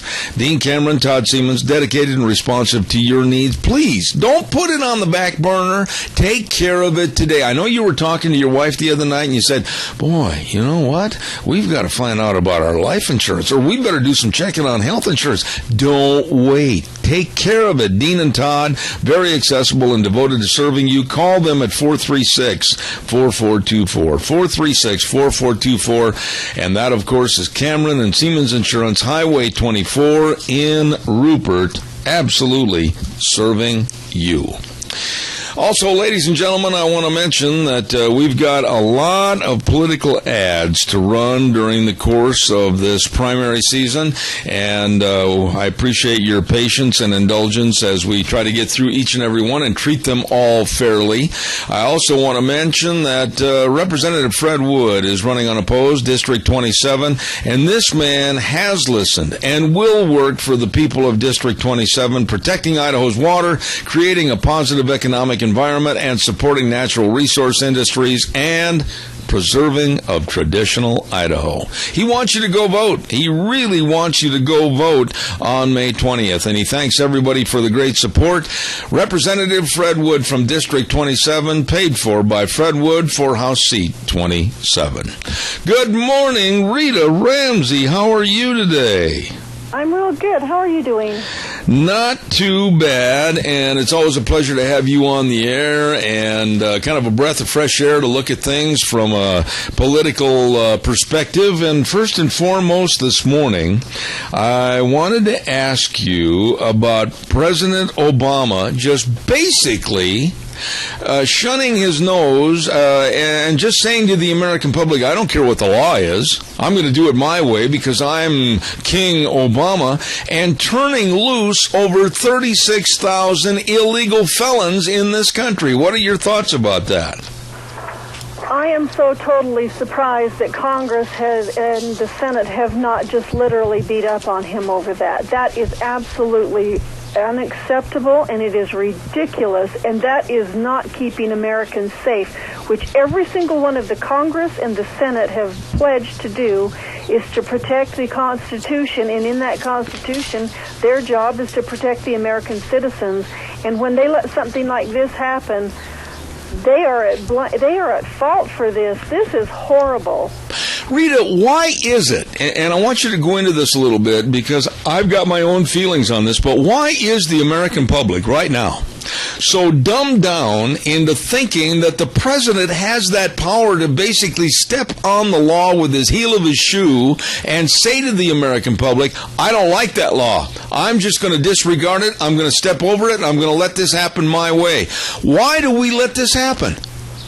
Because people are indifferent and they don't give a darn about what's going on. They think everything's just wonderful in their own little world, and they're not willing to go out and learn the facts and then contact their legislators or get together with other people who think like they do and speak with a loud voice.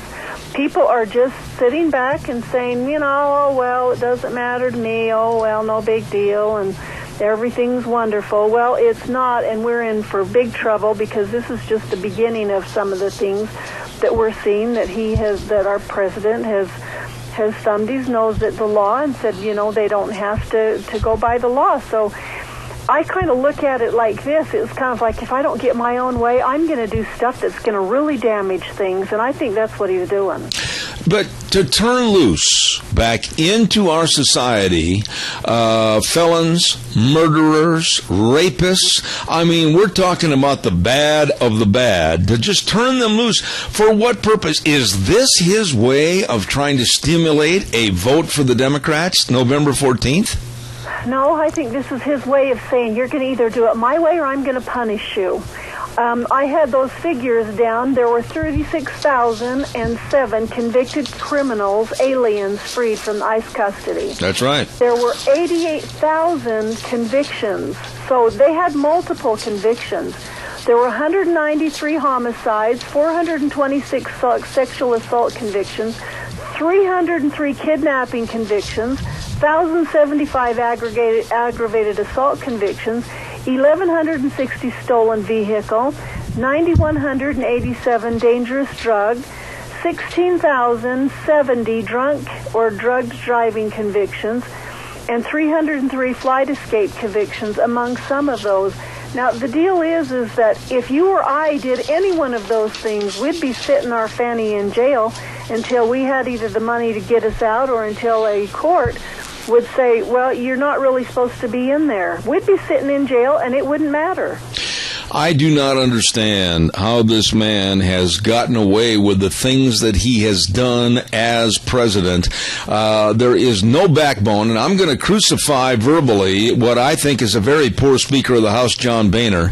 But actually, both sides of the aisle, they are guilty for not standing up to this president, and nobody, and I'll say the word, has the guts to tell him no. Boy, that's the absolute truth. It just makes me wonder why. Well, I think I know why. I think some of them have been bought off. It's just like, okay, we'll just keep pouring money towards you if you just keep your mouth shut and business as usual and just do your thing.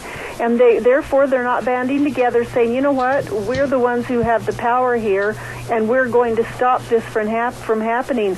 I can't in my wildest dreams understand why there would not be a number of them gathering together to gain support and say, you can't do this. We're not going to put up with it. There was another story last week that a lot of people had flew under the radar, and most people didn't pay any attention to it. The networks didn't do anything about it, and that was Obama spending $20 billion. With a B, $20 billion on helicopter programs to replace Obama's private fleet of 23 helicopters, but he spent the money, and they're not going to be ready until 2022. Your thoughts? I think there were some under the table contracts and some put it in your own pocket deals, and this is just another way that we can spend more money and cause our system to just break down. We're broke. We don't have money. We don't have any money. Last I checked, we were $17 trillion in debt. That means stuff that we don't have. So we don't have the money to do that kind of stuff. And for Congress and the Senate to just keep on going as usual, it actually boggles my mind. I just don't understand it. Absolutely. We have a caller with a question. Quickly, caller, go ahead, please. Yeah, I got two thoughts. Why is the people, the Caucasian, or not in Caucasian, the other people that are in prison, why aren't their families raising Cain? How come these illegals get out and they're not letting any, or are they? Maybe, I don't know. Are they letting any of the other people out? And if not, how come their family does just uprising right now and say, I want my relative out of there too? And then the other thought is, there's all kinds of rumors and theories and stuff. Where are these 30,000 people going for jobs? Are they working for Obama's secret army or something? Are they checking on where these people are going? It's a very, very two good questions, Dwayne, and we'll hash this over with Rita. Rita, Dwayne absolutely brought up some good points right there. Number one, these were basically Latinos that were let go, Mexicans that were Mexican nationals, most of them that were felons here illegally in this country. What about the other people in prison? Gee, I stole a car. How come the guy in the cell next to me that killed somebody gets out of jail? And the other thing is, once they're loosened back into society, they'll never be deported. I mean, sure, somebody can say, well, you got to report for a deport. Well, they're not going to go, Rita. Well, that's why I keep thinking that, this is just Obama's way of punishing America because he doesn't get his own way with everything, I really think that he doesn't like America, and this is one way of punishing him. Well, we'll just put those criminals back out there and let them come after you. We don't care. Well, I'm just so alarmed as to what's happening, and we don't exaggerate anything on my program. I refuse speculation. I only want facts. And every single day, Rita, we hear and see more of how slovenly and sloppy and absolutely anti-Constitution this administration is becoming. Well, it's really sad, and if we don't start making some changes, and we have to make those changes here in our state, and then we have to make them in Congress, and we have to make them back in Washington when the time comes around for voting. That's the way we make changes in our country, is at the voting booth. And if people are not informed and not paying attention to what's going on, and they vote, they end up voting this kind of crap to happen. And the people who are informed, if they are informed and voting the way that they honestly feel that they need to, then that's what's happened. But I think what's happened is you've got so many more people that aren't informed, or they're just kind of going, well, this is what I want for myself and myself and myself and myself, instead of saying, you know what, we need to get somebody who'll be fiscally responsible and start cutting money back, because Washington doesn't have a money problem. They have a spending problem. Absolutely. Quit spending money. We have another call with a question. Good morning. Quickly, go ahead, please. No question. We've got a representative just like John Boehner, and he's part of our problem back there in Washington, D.C. He's been there all the time Obama's been there, and we don't hear anything about him working for the conservative end. I think it's time we got rid of him. All right, We'll have Rita make a response to that, and thank you, my dear friend. God bless you. Have a good day. Rita, go ahead, please. Well, I think that's definitely a positive statement of what he has said, because Senator or Congressman Simpson has a 46% voting record with the American Conservative Union. Raw Labrador, who is our other congressman, has a 100% voting record. So that means that 54% of the time, Congressman Simpson cancels Labrador's vote, and we don't have a voice at all. And so for him to vote non-conservative is really not in Idaho's best interest, but he just does not have the fortitude to say, you know what, I'm going to stick with conservative values because my state is conservative, and I'm going to meet with Labrador, and we're going to talk about it and decide what we need to do so that we've got a voice. He just keeps canceling out Idaho's voice, and so we don't end up with the conservative vote. All right, we're going to take a little break for the weather forecast real quick, and the weather this hour is brought to you by Red's Trading Post, 203 5th Avenue South in Twin Falls. Ryan and the rest of the crew, very experienced staff at Red's Trading Post. All your guns, ammo, and accessories, and a lot of knowledge right there at Red's Trading Post. Here now, Michael Rogers Weather. Hello, everybody. Michael Rogers from MichaelRogersWeather.com. Another day of sunny weather. Only today we start to get a little bit warmer than what it was yesterday. For a high of 80 today, 44 for the overnight low. So the weather's the only weather you've got. Thank you, Michael. And brought to you by Red's Trading Post. I mean, they have got it all for you. The best in guns, ammo, and accessories. And like I said, the most knowledgeable people. You go in there with questions, they have the answers. Red's Trading Post, 203 5th Avenue South in Twin Falls, 733-3546. Also, quickly, Eric Snar, Sheriff of Minidoka County, wants to be reelected on May 20th, and he wants your vote. He pledges to the citizens of Minidoka County to make their county and communities a very safe place to live, work, and raise families. And he is 18 years law enforcement, proven leadership, and dedicated to the people. He wants your vote on May 20th. Minidoka County Sheriff Eric Snar for reelection, paid for by Jason Gibbons, Treasurer. I would be amiss if I didn't ask you this morning.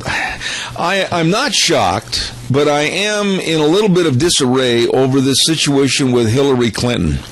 You know, when she first fell, there was almost a jocular response from the media. You know, some of the journalists and some of the talk show hosts and everything said, well, you know, she slipped and fell, you know, and they made light of it. Now we're finding out that maybe the fall and the results of that fall with blood clots behind the right ear, etc., may have been and are much more dangerous and deadly than what we thought. And the glasses, the special glasses, the time off from her job and everything because of the blood clots. And Karl Rove brought up a very interesting point that maybe Hillary and her health are not as good as we perceive, but he is being crucified for bringing up Hillary's health in front of the public. What are your thoughts? Well, I feel a lot the way that Karl Rove does. You know, if she had to take a month off of work and she had all of that stuff, and by the way, during that time, she couldn't testify about Benghazi. Yeah. And I think that if she had all of that, that there should be some concern about her health. However, I kind of wondered at the time if it wasn't just a smoke screen saying, well, she's sick, you know, she fell and she got a concussion, and so we've got to just leave her alone so that she can't testify at Benghazi, and she'll probably be able to testify later on after we get her talking points and decide that we're all on the same page with the untruths that we're going to tell. But do you think, Rita, with all this coming out, I mean, let's lay out some of the news. Monica Lewinsky coming back into the news. Her husband, Bill, making some remarks last night. Oh, she's healthier than I am. Almost like a cover-up. And nothing as Secretary of State, really no record to go on, and backing up even to being a senator from New York.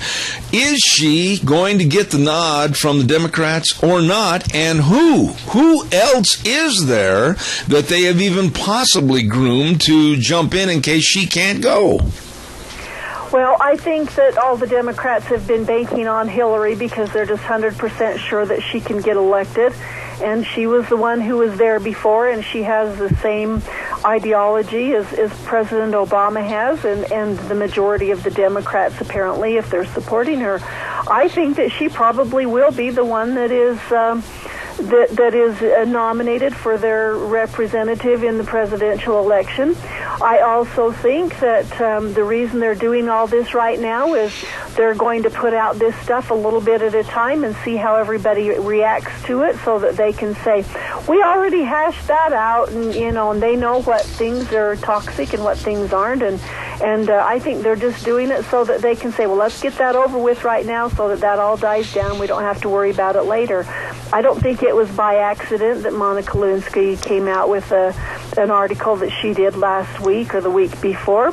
It's all formulated, it's all planned, and it's part of their strategy.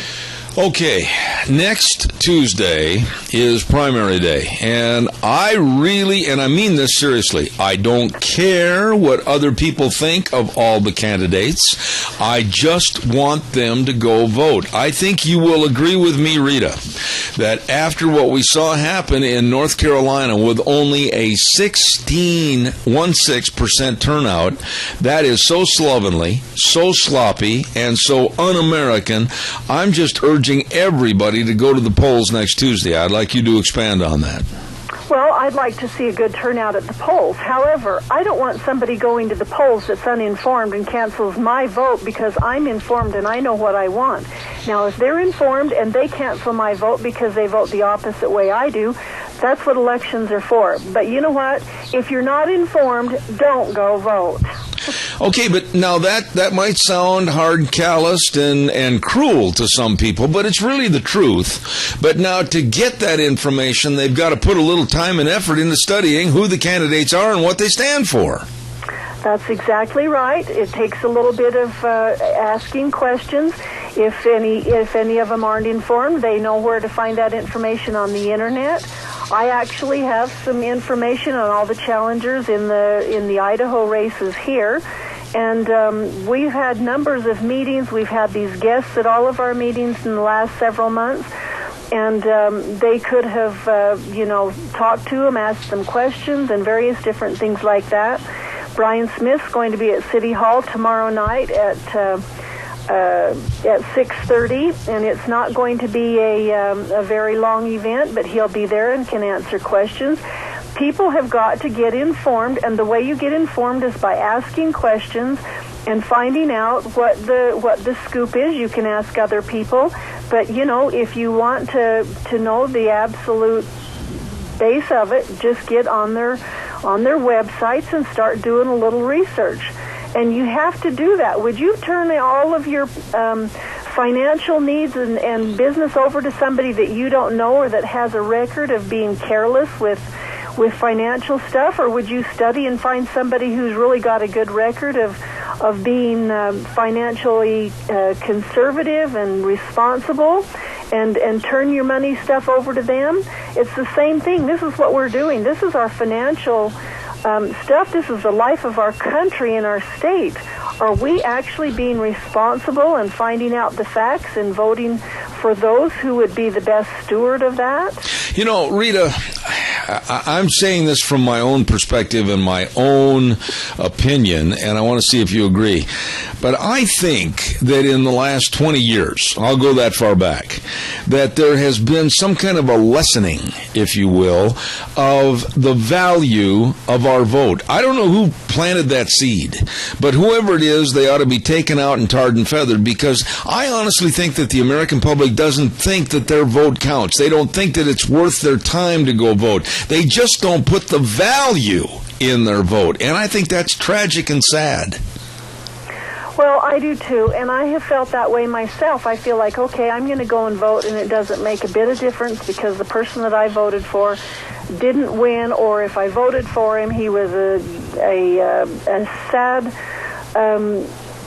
sad choice for what I made. And so you just think, well, does it really matter? And there's a lot of fraud, there's a lot of voter fraud, and there's a lot of things going on that makes you just wonder, is my vote really a vote, or is it just I'm wasting time? And so that's why I think that, people have to get together and band their voices together and get the information that they need so that they have a big voice and can start making a difference. It is really sad, and you feel really discouraged when you think that your vote doesn't count, and so you don't do it. But if thousands of people feel that way, those thousands could have made a lot of difference. All right. Now, I've only got about a minute left. Tell us what's going on with the Tea Party. Well, we're basically wanting everybody to get informed and go and vote. If you're ready for a change, then you need to change and vote some of the ones who aren't incumbents. And we have to figure it out. Do we want change or do we want business as usual? Because the business as usual isn't so good anymore. We need to make some changes and get some people with some new ideas and new ways to create jobs and so forth in. And it has to start right here locally. Go and vote in your counties and vote those people in, and then vote the state people in. And I would say we need some changes in Idaho, but that's my opinion. You need to become informed, and if you're happy with the way that everything's been going with, 36% of Idaho's budget is dependent on the federal government. And we have Common Core that was brought to us by our governor and superintendent of public instruction. And we have Obamacare, who was brought to us by the governor. And we have got to get some of that government oversight out of our lives and let us just operate as a state and taking care of ourselves. Rita, always a pleasure to have you on the program. I can depend on you, and I thank you so much. God bless. We'll see you next Thursday. Okay, thanks, Seb, and everybody vote on Tuesday that's informed. All right, thank you, Rita. Appreciate it. Ladies and gentlemen, Brad Little for Lieutenant Governor of Idaho wants your vote on May 20th. And in order to be competitive and grow with our economy, Brad believes taxes must be low, simple, predictable, and competitive.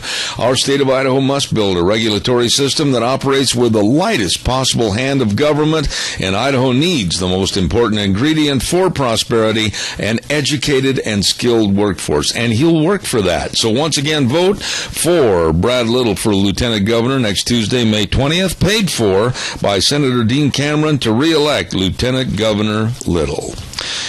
Well, if you're hungry and starving to death, I have some good news for you. Right now, we're going to take you on a little tour of some restaurants. Oh, yeah, I love this. Taco Bandito, 2301 Overland in Burley with a southern baked burrito, either soft shell or grilled shell. Oh, chicken or steak made a special way that just Kip knows how to do. Oh, my goodness, it is fantabulous. Along with the Bandito burritos, taco salad burrito, chicken strip basket, nacho burritos, everything is delicious at Taco Bandito, 2301 Overland in Burley. How about we try burgers, etc.? 2 locations, 124 South Oneida in Rupert and 700 North Overland in Burley. Hamburgers, cheeseburgers, desserts, ice cream, anything you can think of in every Sunday. At the Burley location, a shrimp dinner special. Oh, nice people. Fantastic food, great service at burgers, etc. in Rupert and Burley. Stop in and see them today. How about Steve-O's, 290 South, 600 west of Hayburn. Food made the way you like it. And they've got the best French fries in the Mini-Cache area. They were voted number 1. Oh, fresh hand-cut French fries, either steak fries or regular fries, and hand-patted hamburger patties made daily with love. Oh, yeah. And I love the pork chops with salad and choice of potatoes. Knock your socks off delicious. Open Monday through Saturday, closed on Sundays. Steve-O's over in Hayburn. Really, really good. How about Duck Uglies? Oh, my goodness. What a place. What a place. 163 West Highway 30 in Burley, right next to Berry Equipment and Rental. They got a brand new menu. Includes original burgers and all the dinners like ribeye steak and New York steak. I'm drooling all over the microphone. Salmon and shrimp and battered cod. And sandwiches are just fantastic. How about a pita bread sandwich and a great big Philly cheesesteak sandwich? You're going to love it. It's delicious, and it's kid and family friendly. Duck Uglies, 163 West Highway 30 in Burley. Burley. And last but not least, how about the AC Drive-In, 601 East Main in Burley? Famous Farmer Brown burgers, ranch burgers, all the special sauce and the great French fries and all the shakes, any flavor you want right there at the AC Drive-In. Combo meals, 3-piece fish and chips and a small fry, only $7 1/4. You're going to love the food and the service is great. AC Drive-In, 601 East Main in Burley. Really good. And those are just a few places to go if you're hungry and starving to death. Whew. Okay, now, being that I have been rambling at the mouth for a long time and I'm worn out, I'm going to take a little break for a few minutes, and we are going to bring in the ABC News coming up in just a second, followed then by a call in over to Lee's Furniture, and then we've got Cassia County School Days. Today our guest is going to be Julie Richardson, and then we're at 10:30 going to be talking to Joe Larson, Cassia County Clerk, running for re-election. Don't go away, Zeb at the Ranch. I'll be back in 6. Welcome back. Hour number 3, Zeb at the Ranch on a Thursday with our major sponsor, your Magic Valley Les Schwab Tire Centers, all 7 great locations, and along with some of our great advertisers, and I'll talk to them in just a moment, Lee's Furniture, Floors and More at 459 Overland in Burley, and of course, Ramsey Heating and Electric at 2600 Overland Avenue in Burley. Don't forget the Chadwick Sports Grill, 139 West Main in Burley. Oh, today, roasted pork loin with apples and onions, my favorite, with choice of potato and super salad. Oh my goodness, just $8.95. You're going to love this. The whole menu. You're going to find it absolutely delicious. Stop in and meet the nice people and check out the surroundings. The environment is fantastic with all the sports paraphernalia. Chadwick Sports Grill, 139 West Main in Burley. You stop in and see them today. Don't forget, Chris Jensen is running for Minidoka County Sheriff, and he wants your vote on May 20th. 24 years of law enforcement, ethical and honest, experienced and dedicated, and has a public commitment to be the best and help Minidoka County. Financially accountable and wants the best of security in our schools with a zero tolerance for drugs and gangs. Don't forget, next Tuesday, vote on May 20th for Chris Jensen for Minidoka County Sheriff. Paid for by the Citizens for Chris Jensen, Barbara Jensen, Treasurer. All right, ladies and gentlemen, we're going to head on down right now to 459 Overland in Burley. And here, I'm not sure who's here. Let's take a guess. Good morning and sign in, please. Good morning, Zeb. This is Brent here with you today. Lee's Furniture, Floors and More with Brent Lee. Good morning, sir. What's happening? Good morning to you. Well, first of all, we want to take a moment and say thank you to everyone in the Mini-Cache area for your vote for making Lee's Furniture the #1 furniture store in this Mini-Cache area. Thanks for your vote of confidence, and we appreciate that from all of our area community, and we're going to do our very best to maintain and keep that continued great customer service going. All righty. Well, now, you've got so much going on over there. I don't know how you keep track of all of it. And, of course, you got the Flex Steel difference with that furniture, great furniture, all the bedroom sets, everything. What do you want to talk about quick this morning? We do. We've got some great events going. First of all, as our temperatures begin to warm up, people think about how are we going to keep this heat out. Right now, we've got our window covering sales 30, 40, and 50% off. All of our companies are participating with us. Now, that's on custom draperies, shutters, Roman shades, the faux woods, honeycomb shades, pleated shades, and there's much more there. And we are your window covering headquarters in this area. We've got Pam, who's a resident expert in that area. Nice to have some guidance and direction there. And it's energy efficient and really spruces up and adds a wonderful dimension to your household. I'll bet she's smiling like never before when you said she is the resident expert. She likes that. I think she does. She's listening over here. She's busy at her work. Hey, also, Zeb, you mentioned we're in the midst of our Flex Steel Factory Authorized Sale. And we're so pleased with the selection of Flex Steel furniture. Now, that's quality furniture, but through special buys and programs, very affordable. So we want to welcome everyone to come in.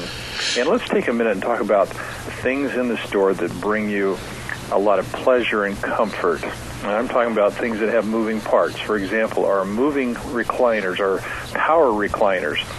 You can sit in those, touch the button, and power them to any position. You can put your foot rest at a position, your back rest, get you in that most comfortable lying down position where your circulatory system is most efficient. We also have the dual fold electric beds that give you a chance to raise up, get yourself in a reading position if you like, relaxing. So we've got lots of furniture that will help you get comfortable. Absolutely, and all of it and more with friendly people, very helpful people at Lee's Furniture, Floors and More at 459 Overland in Burley. Holy smoke, stand back from the door, they're coming in. They're coming in. Hurry and run, don't walk to these amazing values. All right, Brent, God bless you. Have a great week, and we'll talk to you next Thursday. All right, remind your listeners that all they have to do is come in and take a test rest on one of our Beauty Rest beds. If they make a choice, say, I heard that on Zeb's show, we've got either a free mattress pad, a free set of sheets, and free delivery. All right, there you go. Brent Lee, always a pleasure. God bless. Have a wonderful week. You as well. Thank you. Thank you very much. Wow, take a test rest, and look at that. You get some freebies. Stop in and do that today at Lee's Furniture, Floors and More. Really good folks. We're going to have this word right now for Congressman Mike Simpson. I'll be right back. Brian Smith collected millions from Idaho's vulnerable, veterans, and the disabled. But where else does Smith get money? We literally put all those checks in an envelope and send them to Brian, and so he gets a big envelope with a lot of money in it, which is probably a good day for him. So Smith is beholden to a Washington special interest group that's against the Farm Bill. The same Washington special interest group that would kill jobs at Idaho National Laboratory and cut funding for firefighters who we entrust to protect our land, our property, and our lives. It's no surprise that Brian Smith puts Washington special interest groups ahead of Idaho. Because Brian Smith is out for himself, not you. I'm Mike Simpson, and I approve this message paid for by Simpson for Congress. Thank you very much. And right now, don't forget, too, Bill Baker is seeking first term as Jerome County Commissioner in District 1. And this man spent 35 years with a career with the BLM as the Twin Falls District Manager and was responsible for annual budgets of over $20 million. He's fiscally conservative and believes in keeping budgets lean and balanced, and he will actively work toward attaining significant short-term milestones while guaranteeing meaningful economic development and stability for all the residents in Jerome County. He wants your vote on May 20th for Jerome County Commissioner, District 1, Bill Baker. Paid for by Bill Baker for Jerome County Commissioner. It is time for School Days in Cassia County. And School Days in Cassia County is brought to you by two wonderful businesses. I'm very, very proud to announce on this program about Child's World at 1308 Overland in Burley. And believe me, oh my, everything for the family. All the toys, puzzles, books, clothing, and everything is gift wrap free. They've got all kinds of ladies' dresses and summer outfits. You better get in there today and enjoy the store. Simply enjoy the store, A Child's World at 1308 Overland in Burley. And also our other sponsor of Cassia County School Days, the Ambulatory Surgery Center, continues to be the area's best place for outpatient surgery, saving their patients hundreds of dollars, but always receiving outstanding friendly care. Colonoscopies, arthroscopic knee surgery, hand surgeries, ear tubes, consoles, everything right there at the Ambulatory Surgery Center. And they're located at 1344 Highland Drive in Burley. The number to call, 677-8888. So, A Child's World and Ambulatory Surgery Center bringing you Cassia County School Days. And with us on the phone today, Julie Richardson from Oakley Junior High School, teaches 7th and 8th grade science, art, and new entrepreneurial classes about how to start a business. Good morning, Julie. How are you? I'm great. With that kind of a lead-in, entrepreneurial, I made it through that one all right. You're teaching these kids how to develop business plans. So you go ahead and tell us, how do you set up a business plan for a new business? Well, it is really one step at a time, and that's what the boys and girls are learning. Biggest part is come with an idea. And so the students, they come in and they They come with an idea, they change it, they fix it till one just fits their liking, and then we start putting together logos and what their mission statements are.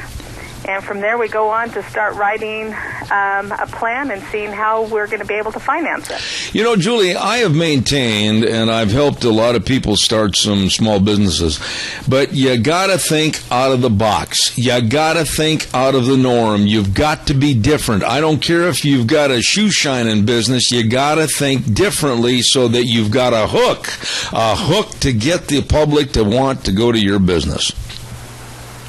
I agree totally, and that's even from down to their logos. They've come up with some interesting names just to get people to take notice of what they're doing.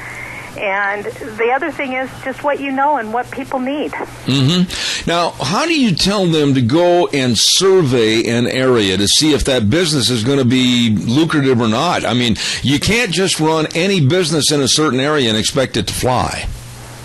Right, and we're just starting this year. What we've found is a little bit of trial and error.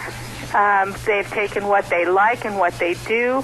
We've had an opportunity. We did a Christmas bazaar at the senior center and had people come in, and they were able to see what people would want to buy or to purchase as their service, and those are our first steps here. And this is a class that can be ongoing.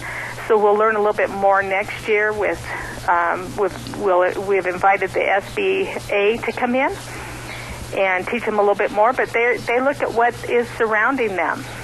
I do a lot of, not a lot, but I do quite a few seminars about advertising for businesses and everything, and I think that is one of the most overlooked and underappreciated aspects of a business, is really learning how to advertise it so that people, you don't just hang a shingle out on the door and say, I'm here, come on in.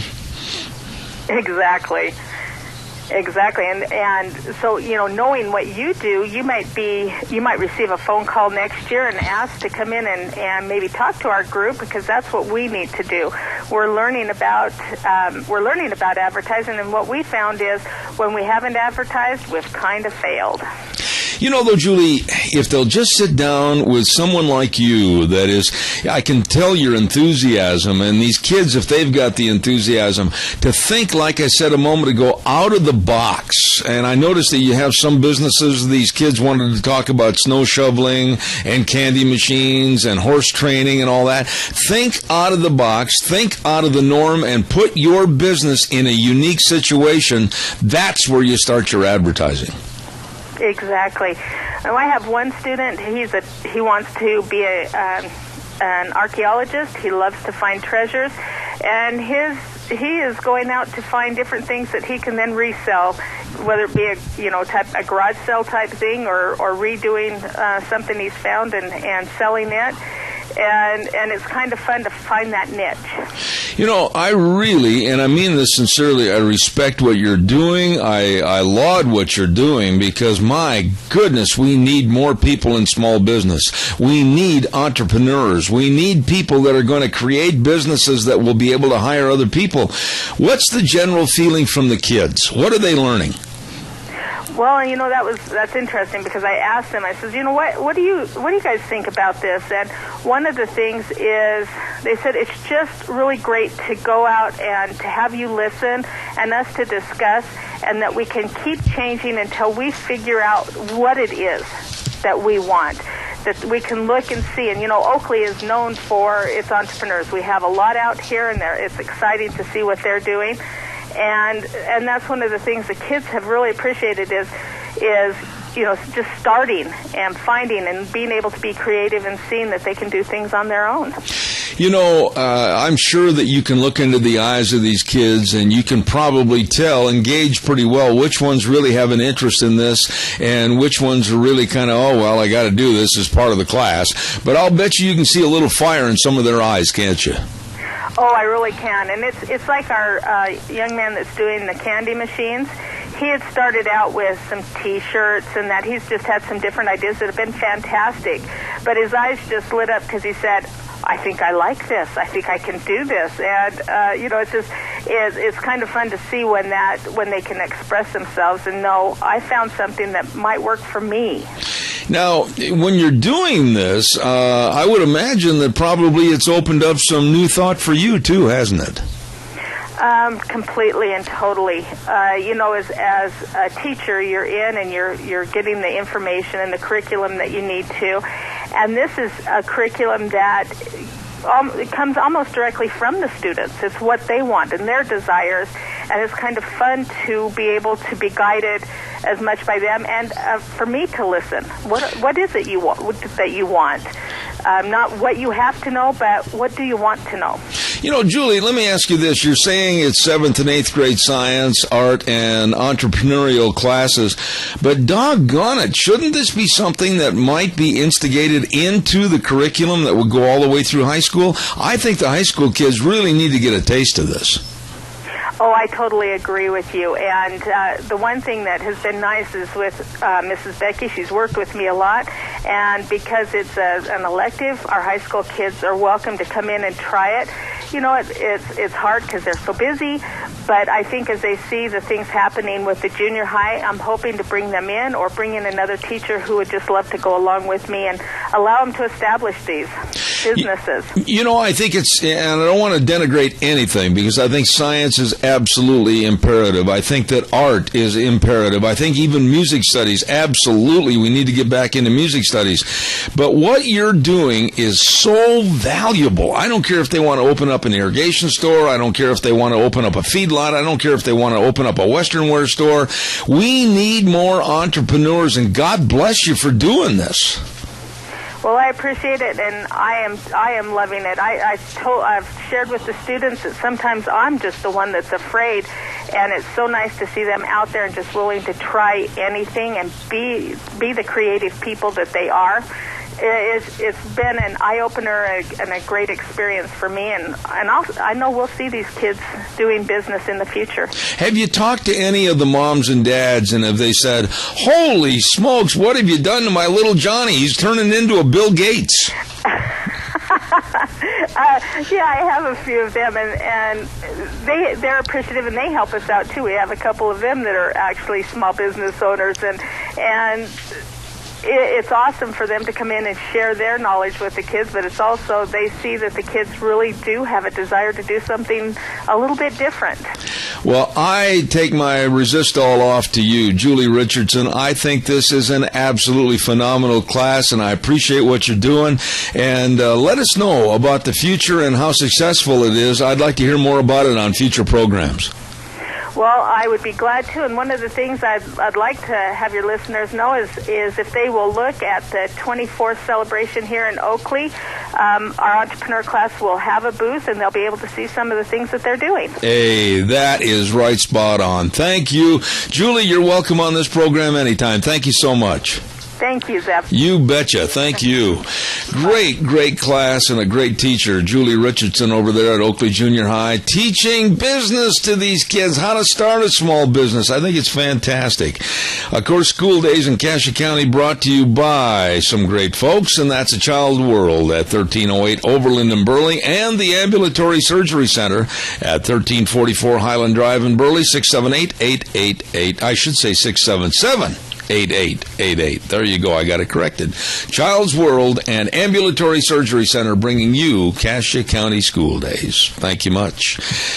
By the way, Jim Patrick, Senator from District 25, a local farmer that has been in farming and politics for a long time, and he appreciates everybody that has supported him, and he says, get out and vote, please, on May 20th, and let your voices be heard. Jim, of course, very responsible, and I appreciate what he did with the Ag Security Bill, and believe me, there's a senator we want to keep in office at District 25, State Senator Jim Patrick, paid for by Jim Patrick for Senator, District 25. Good man right there. Also, real fast, I think what we'll do is have this next good word. I'm looking for it. That's why I'm stammering here for a minute. My always organized desk. Maxine Bell represents District 25A. The primary election is May 20th, and District 25 Representative Maxine Bell, urges you to go vote. Known this lady for a long time, too, and she's very, very good at what she does. Our nation, and especially Idaho, needs people to exercise their voting privileges and be a voice. Vote May 20th and be a responsible, patriotic American, paid for by District 25 Representative Maxine Bell, a proven leader for the Gem State. Let's get on the phone line right now, and I know Gina's probably got everybody all ready to go, and we're going to run over to Barry Equipment and Rental. Hello, Nick. How are you today? I am great, Zeb. How are you doing today? Man, every time I drive by your location right there on Highway 30, where in the world? Who's the parking guard over there? How do you learn how to park all those Bobcats and Doosan loaders and excavators and Coyote tractors? Man, that place is full.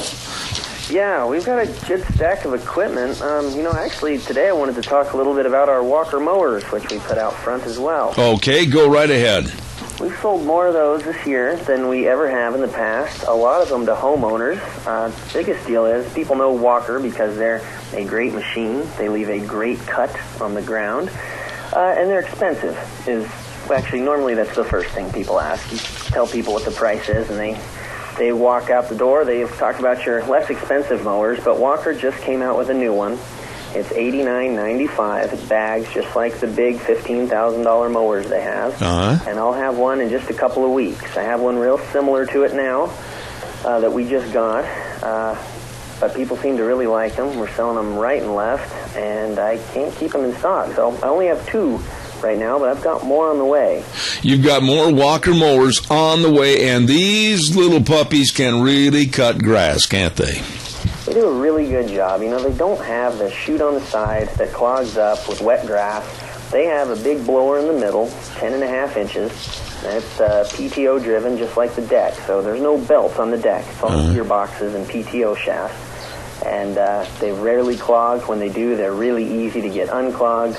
And they really do leave the best cut you've ever seen. All right. And you're gonna be getting some more in very soon, you said, right?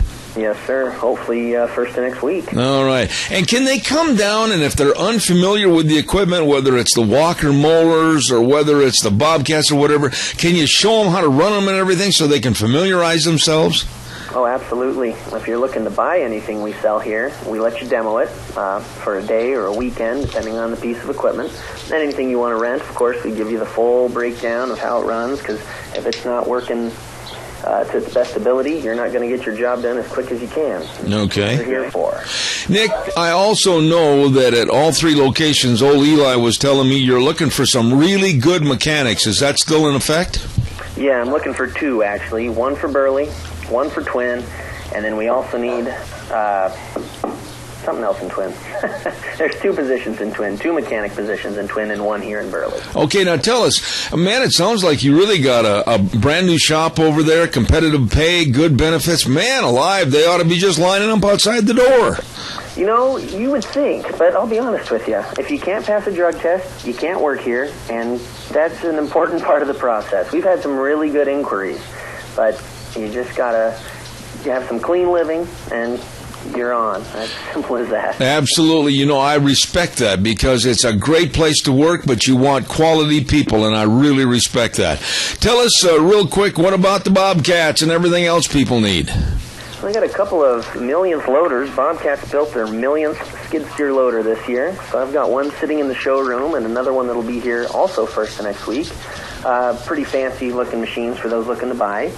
For those to rent, I have attachments for the front of them. I've got mowers for skid steers. I have augers. I have landscape rakes, soil conditioners, about anything you could want through your yard project. Absolutely. And Coyote tractors, you've got a whole herd of coyotes. Got a pile of those. Been selling those as well. Just sold one with a backhoe the other day and pushed 2 more out of our Twin store. So they're increasing in popularity. In fact, the last one I quoted, I found out I was about $6,000 less than a comparably priced Kubota. Oh, my goodness. At least come over and check out the pricing. They're a good machine. Well, I'm telling you, now's the time to stand up on the soapbox and yell it out loud and clear. Where are you located and what's your number? 159 West Highway 30, and that's just the old Budget Auto Sales building, about a half mile east of McCain. Phone number is 678-RENT, which is 678-7368. Nick, you're doggone good. I'm going to have you back more often. You did a heck of a job. Barry Equipment and Rental. Nick, thank you much. I appreciate it. Thanks, Eb. You bet. Take care.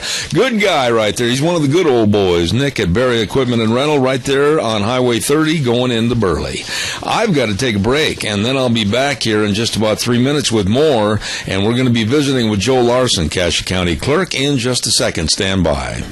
And now, here is Zeb Bell. I appreciate it. Thank you very much. And I also want to remind you that Representative Clark Kaufman, a Filer area farmer and small businessman, is running for re-election for state representative in District 25, Seat B. Representative Kaufman, a U.S. Air Force Vietnam veteran, brings to the table a diverse and long track record of community and industry leadership. He received the Ag All-Star Award for his voting record in both 2013 and 2014, and also received a 100% voting score from the Idaho Water Users Association. Don't forget on May 20th, vote to re-elect Representative Clark Kaufman for District 25, Seat B. Paid for by Kaufman for Idaho State Representative, District 25, Seat B, Debbie Kaufman, Treasurer.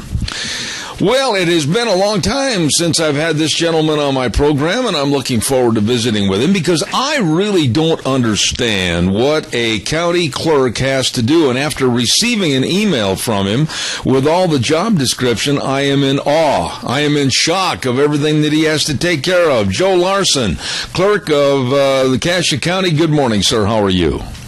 Good morning, Zeb. How are you doing? You know, Joe, I am impressed. You've got a lot of duties that you have to take care of. Your job description goes on and on and on. Well, it's probably one of the most inclusive county governmental positions that there are as far as the different hats that are worn and the different things that you do. There's no doubt about that. You know, why? Why did you want to get involved as being the clerk of Cassia County? It sounds to me like a lot of work. Well, the fact that it's a lot of work wasn't really influential as to why I wanted to do it or not. I've had a successful career in the funeral business. Most people that know me served in this area for 25 to 30 years, dedicated to that profession. And when I sold my business, it wasn't a real fit for me as young as I was to be retired. And I've got a son of mine that's in law school right now that's been very, very civic-minded. And he came to his dad and grabbed him by the nape of the neck and said, why don't you go make something of yourself at this point in time in your life? And there's a job that's opened up in Cassia County with some problems or difficulties that ensued with the resignation, and you're qualified. And he went down the list for me, and I said, well, yeah, I guess you're right, I am. Maybe I ought to do a little bit of civic duty and give back to the people that have given so much to me. And that's what I've done the last 3.5 years and plan to do for the next 4. Joe, exactly. Let's kind of make it a day in the life. What do you do when you get to your office every morning as clerk of Cassia County? Kind of give us a thumbnail sketch of what you do to serve the residents of the area. Well, in the first place, there's certain duties that have to do with the first day of the week that dictates about half of my day or better, and that's that I'm the clerk of the Board of County Commissioners, and on every Monday we meet and address the issues of the county that the Board of County Commissioners are entrusted with. And as the clerk of that board, I take their minutes. I try to keep them up to speed on the things they need to be aware of and that they need to know where they're not full-time employees in the county. And I do my best to follow their wishes and their desires and then to meet my obligation to the public. And this is one thing I'm really proud of is on our county website, I've done what people have requested me to do before I took this position, is to give not just a thumbnail sketch but a detailed outline of what this job really does as far as clerk of the Board of County Commissioners and what they take care of business-wise. So I'll have oftentimes 6 to 10 pages worth of minutes for that day for those that cannot attend the Board of County Commissioners meeting. They can get enough detail as though they were present, and that's at their fingertips on our website. And I've done that the last 3.5 years to give the public more direct involvement as they choose to, and I've received a lot of appreciation for doing that. Well, that's my Monday. Tuesdays we have joint meetings. We've got joint agreements between Minidoka and Cassia County.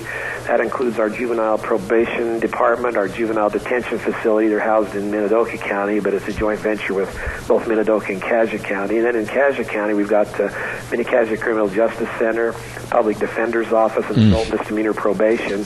That is all part of what we work under our umbrella in Cassia County, but it's a joint venture and funded by both counties. So we have these joint meetings that happen on Tuesdays where our juvenile justice people get together. That includes the sheriffs, the county commissioners, prosecutors, anybody that's working in those facilities with juvenile justice, as well as with the jail and detention and public defense and adult misdemeanor probation. And we all meet together to meet the needs of both counties. A very good, envied relationship between two counties that other counties throughout the state are very impressed to see how we handle that between Minidoka and Cassia County. That's Monday and Tuesday. Now, the rest of the week, I've got to take care of running up to 4 elections a year as the chief elections officer of the county. We're in the process right now preparing for next Tuesday's primary election. And we have 3 other times during the year where we have elections that a staff of 2 has to take care of, working with me on that, which is about half the staff that most of the counties at our size have to do that.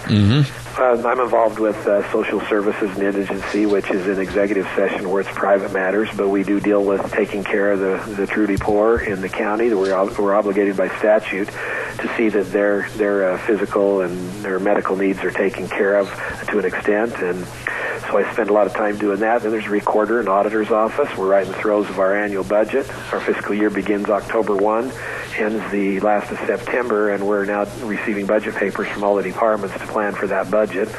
That's a big job when you're managing an $18 million budget. So there's the thumbnail sketch. Absolutely, I'm impressed. Let me, if I could, Joe, get a little bit of a personal approach on some of the issues that you mentioned. One, of course, you are the elections officer for Cassia County. Would you care to tell me where I'm wrong? I absolutely adhere to the fact that all of us should be proud in who we are and what we represent when we go to the polls. All of us should have an ID, and when asked to show it, we should be very responsive.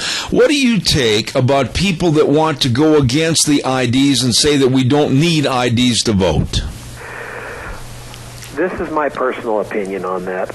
I feel that there's been enough voter fraud that's occurred nationwide that we're all aware of. Everybody knows the hanging Chad situation in Florida that occurred a few years ago with the Gore-Bush election. We also know that there's been reports of more people voting than registered voters in some areas in the United States. We've also heard that there are deceased people and animals that have voted. I've listened to all that in the news media just like everybody else. I think the differentiating fact, and this is again my personal opinion, is the easiest and the best way is to show a photo ID, and that's what Idaho requires, and I'm proud that it's that way.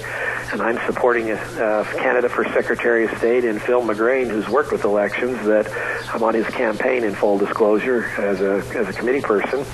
And it's because he supports the very same thing, that we need to have positive ID, and it's not that onerous for people to be expected to do that. We have driver's licenses, we have other forms of identification that are acceptable, and it's an easy process. We can actually even fill out an affidavit at the polling location or under the penalty of voter fraud if we do it incorrectly to say that you are who you say you are.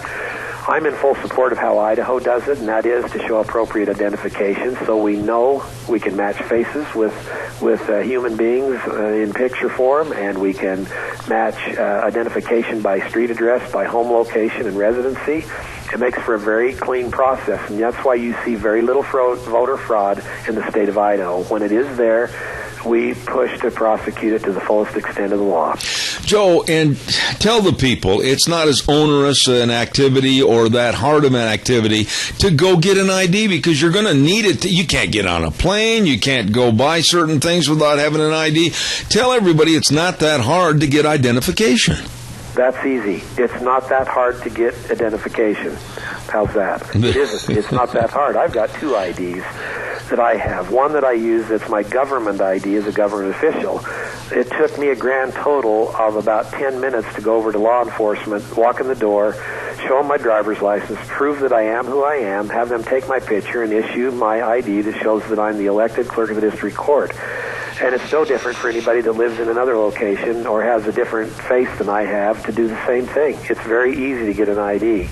And we can't drive around without one without getting in trouble. And I just think that the right to vote and have our opinions be heard and to put people in office to act on our behalf, spend our money, and do the things we've entrusted them to do, that we should at least identify ourselves in that process, that we are a legal resident of the United States, that we are a legal resident of the county, of the state. And we participated in a project called the Kansas Project in the state of Idaho, where they nationwide have tried to eliminate voter fraud by identifications across state line. And I did get an inquiry from Massachusetts last week that brought up an individual and his birth date that they found is registered in Idaho with somebody with the same name and birth date in Massachusetts. So there's a lot of national things in this Kansas project and other projects that's trying to eliminate voter fraud. Fortunately, I knew this person very well. I've known him for years, and I didn't think I'd ever heard of him going back to Massachusetts and voting, and I know they're going to iron that out and it'll be okay. But nonetheless, there's the radar screen that it's on to eliminate voter fraud. Without voter ID and without appropriate identification, there's no way we can assure that. I think the ones that are the proponents of eliminating voter ID are the ones that want to slip whoever can in there without having an ID to vote, and I'm opposed to that. Absolutely. Well stated, my friend. I'm going to ask you to stay on the line for a second. I've got to get a weather forecast in here with Michael Rogers.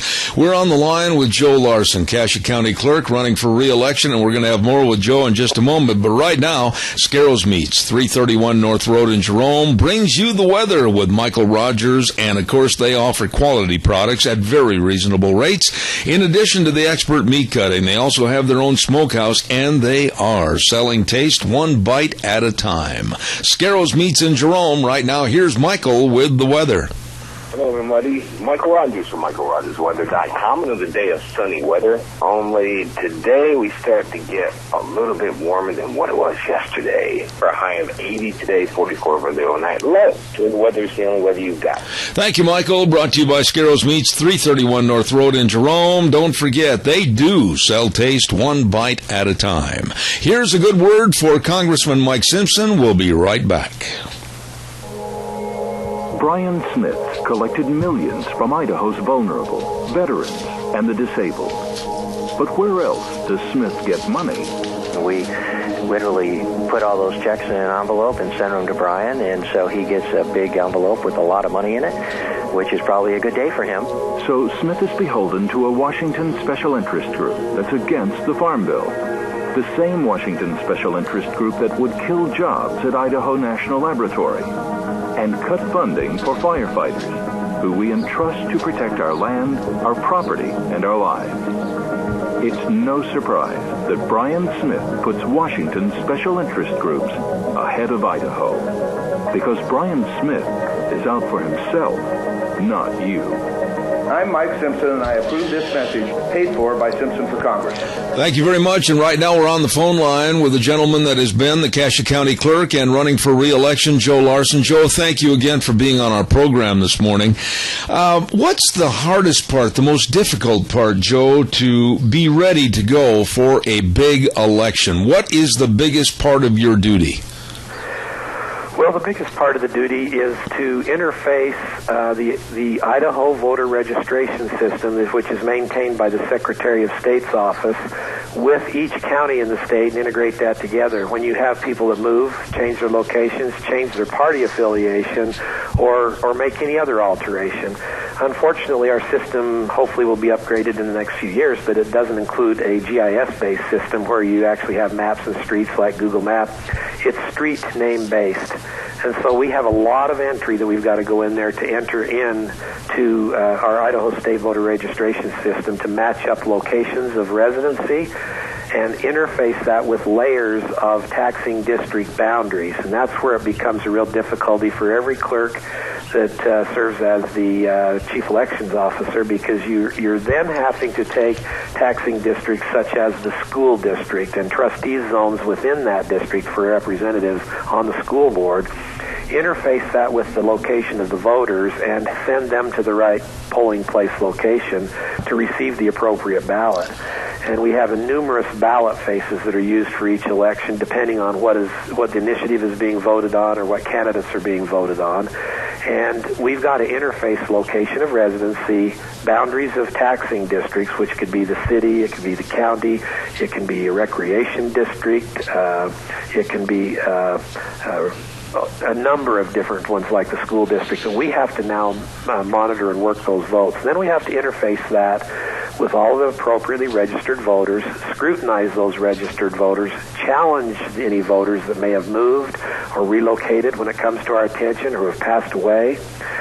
We have to clean up that system before each election necessarily. And then we have all our new voting equipment, which we have individual polling place tabulators now that we've used for, this will be our second election with them, where people in the polling location actually go up to a ballot box that is now a machine that receives the vote and tabulates it. It's very secure.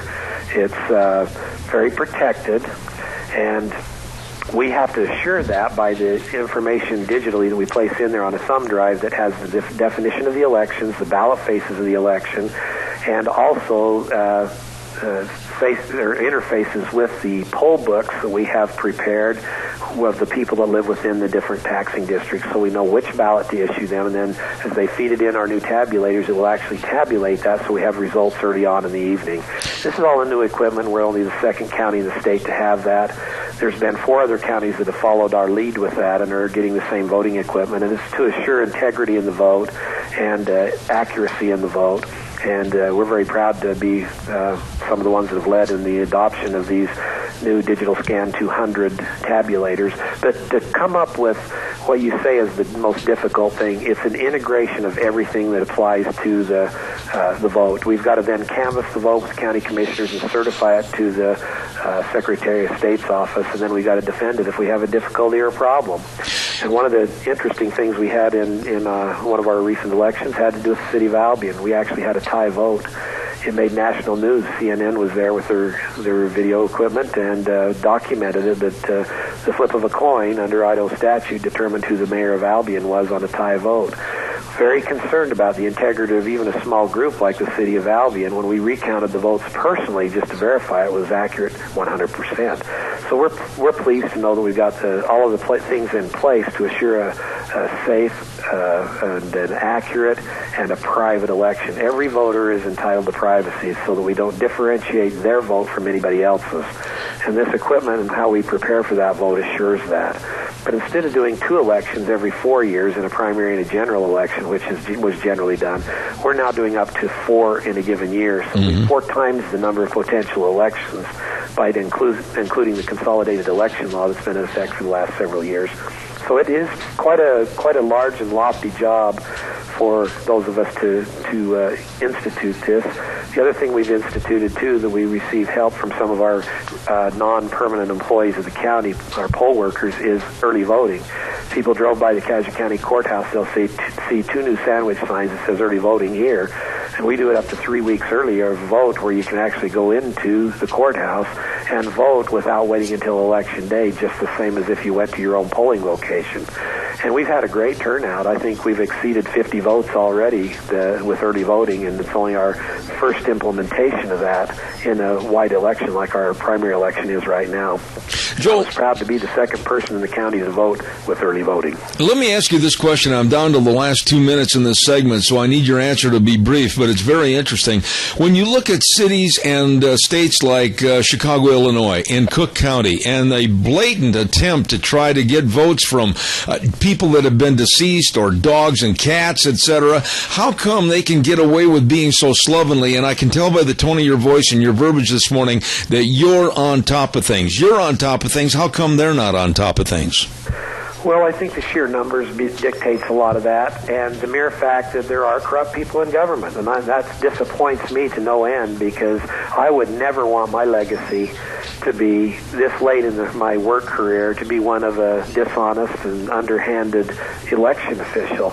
And so it does take effort. It does take a lot of time to differentiate that. But I've got to say, I'm very proud of what our Secretary of State has done in the state of Idaho through the years, starting with Pete Senarusa right down to Ben Yasursa and hopefully with Phil McGrain as the candidate with the experience in elections can carry that forward so that we have good election law, good accountability for candidates under the Sunshine Law to report their finances, good poll workers, good election clerks, and that's why we as election clerks, the majority of us are supporting Phil McGrain, is because of the fact that he knows and he understands these perfections that need to happen to assure a good and accurate election. Unfortunately, that doesn't exist nationwide. It should, and I wished it did. Sheer numbers are a factor, obviously, but we have a very good process in the state of Idaho that everybody should be proud of. I am impressed. Thank you for a thumbnail sketch of what you do, how you do it, and why people, when they go to the polls next Tuesday on May 20th, should re-elect you as clerk of Cassia County. Joe Larson, thank you so much. And I got to have you back on. I got more questions, but I just didn't have the time. Thank you so much this morning. Anytime, Zeb, and sure appreciate your efforts, too. Thank you very much, and we need everybody to go out and vote. Thank you. Appreciate that.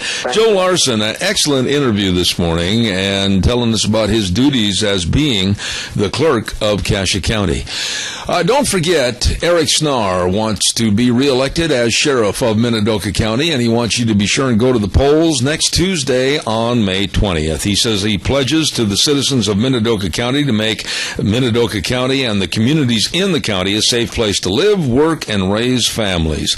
And he says that after 18 years of law enforcement with proven leadership and dedicated to the people, he wants your vote next Tuesday, May 20th, when you go to the polls in the primaries for Eric Snar, Sheriff of Minidoka County, paid for by Jason Gibbons, Treasurer. And let's not forget our friends with your Magic Valley Les Schwab Tire Centers. Oh, my goodness sakes, all the tires you need, like the Ultra Z900, outstanding tread life, smooth ride. Oh, yeah, it is their best passenger car tire on sale. Check out all the easy credit plans. They've got 4 different plans available to help you. And don't forget the best in brake service, the best in brake service, the best in shocks and struts, front end alignments, batteries. They've got all the custom wheels. Oh my goodness, and of course the best in service. These people really care. They really care, and they've been my main number one corporate sponsor for many, many years right here on this program. God bless them. The Magic Valley Les Schwab Tire Centers with Lane and Rupert, Dave on Blue Lakes and Twin, Mike and Buell, Mike and Jerome, the Twist family over in Paul, John on Poline in Twin Falls, and Randy on Overland and Burley. Your Magic Valley Les Schwab Tire Centers. Woo! Gina, we are finissio for the week. It has been quite a week. Yes, it has, and I'm, of course I have to work tomorrow, but I'm definitely looking forward to a weekend off. Well, you know, and the thing was, and I appreciate each and every one of them, we got through every one of the 80-plus commercials on our list per day, and everybody was treated fairly, and I'm ready to sit back, and an adult beverage wouldn't be out of the question. A coffee royale, as it were. There you go. Mm-hmm. What do you got plans for the weekend? Anything special? Probably working on vehicles. Oh, you're going to play Master Mechanic again. I'm going to try. I'm probably going to come back to work with grease underneath my fingernails, but I am A-okay with that. That's all right. And next week, we're going to have, a full week with the primaries, of course, on Tuesday. And then the next weekend after that, of course, Memorial Day weekend. Yeah, and we're not going to be on Monday the 26th. Everybody's going to go on vacation. Yes, sir. I'm not even going to step foot into the studio if I don't have to. You betcha. Go fishing, do whatever, enjoy the great outdoors. Will do. Ladies and gentlemen, thank you for all of your calls, all of your responses, all of your thoughts on this program. We really do appreciate it. And we'll be back again next Monday at 8:06. We'll ride the horse for 3 hours, 8:06 to 11, right here on K-Bar 1230 a.m., and then streaming live on the internet, zebbell.com.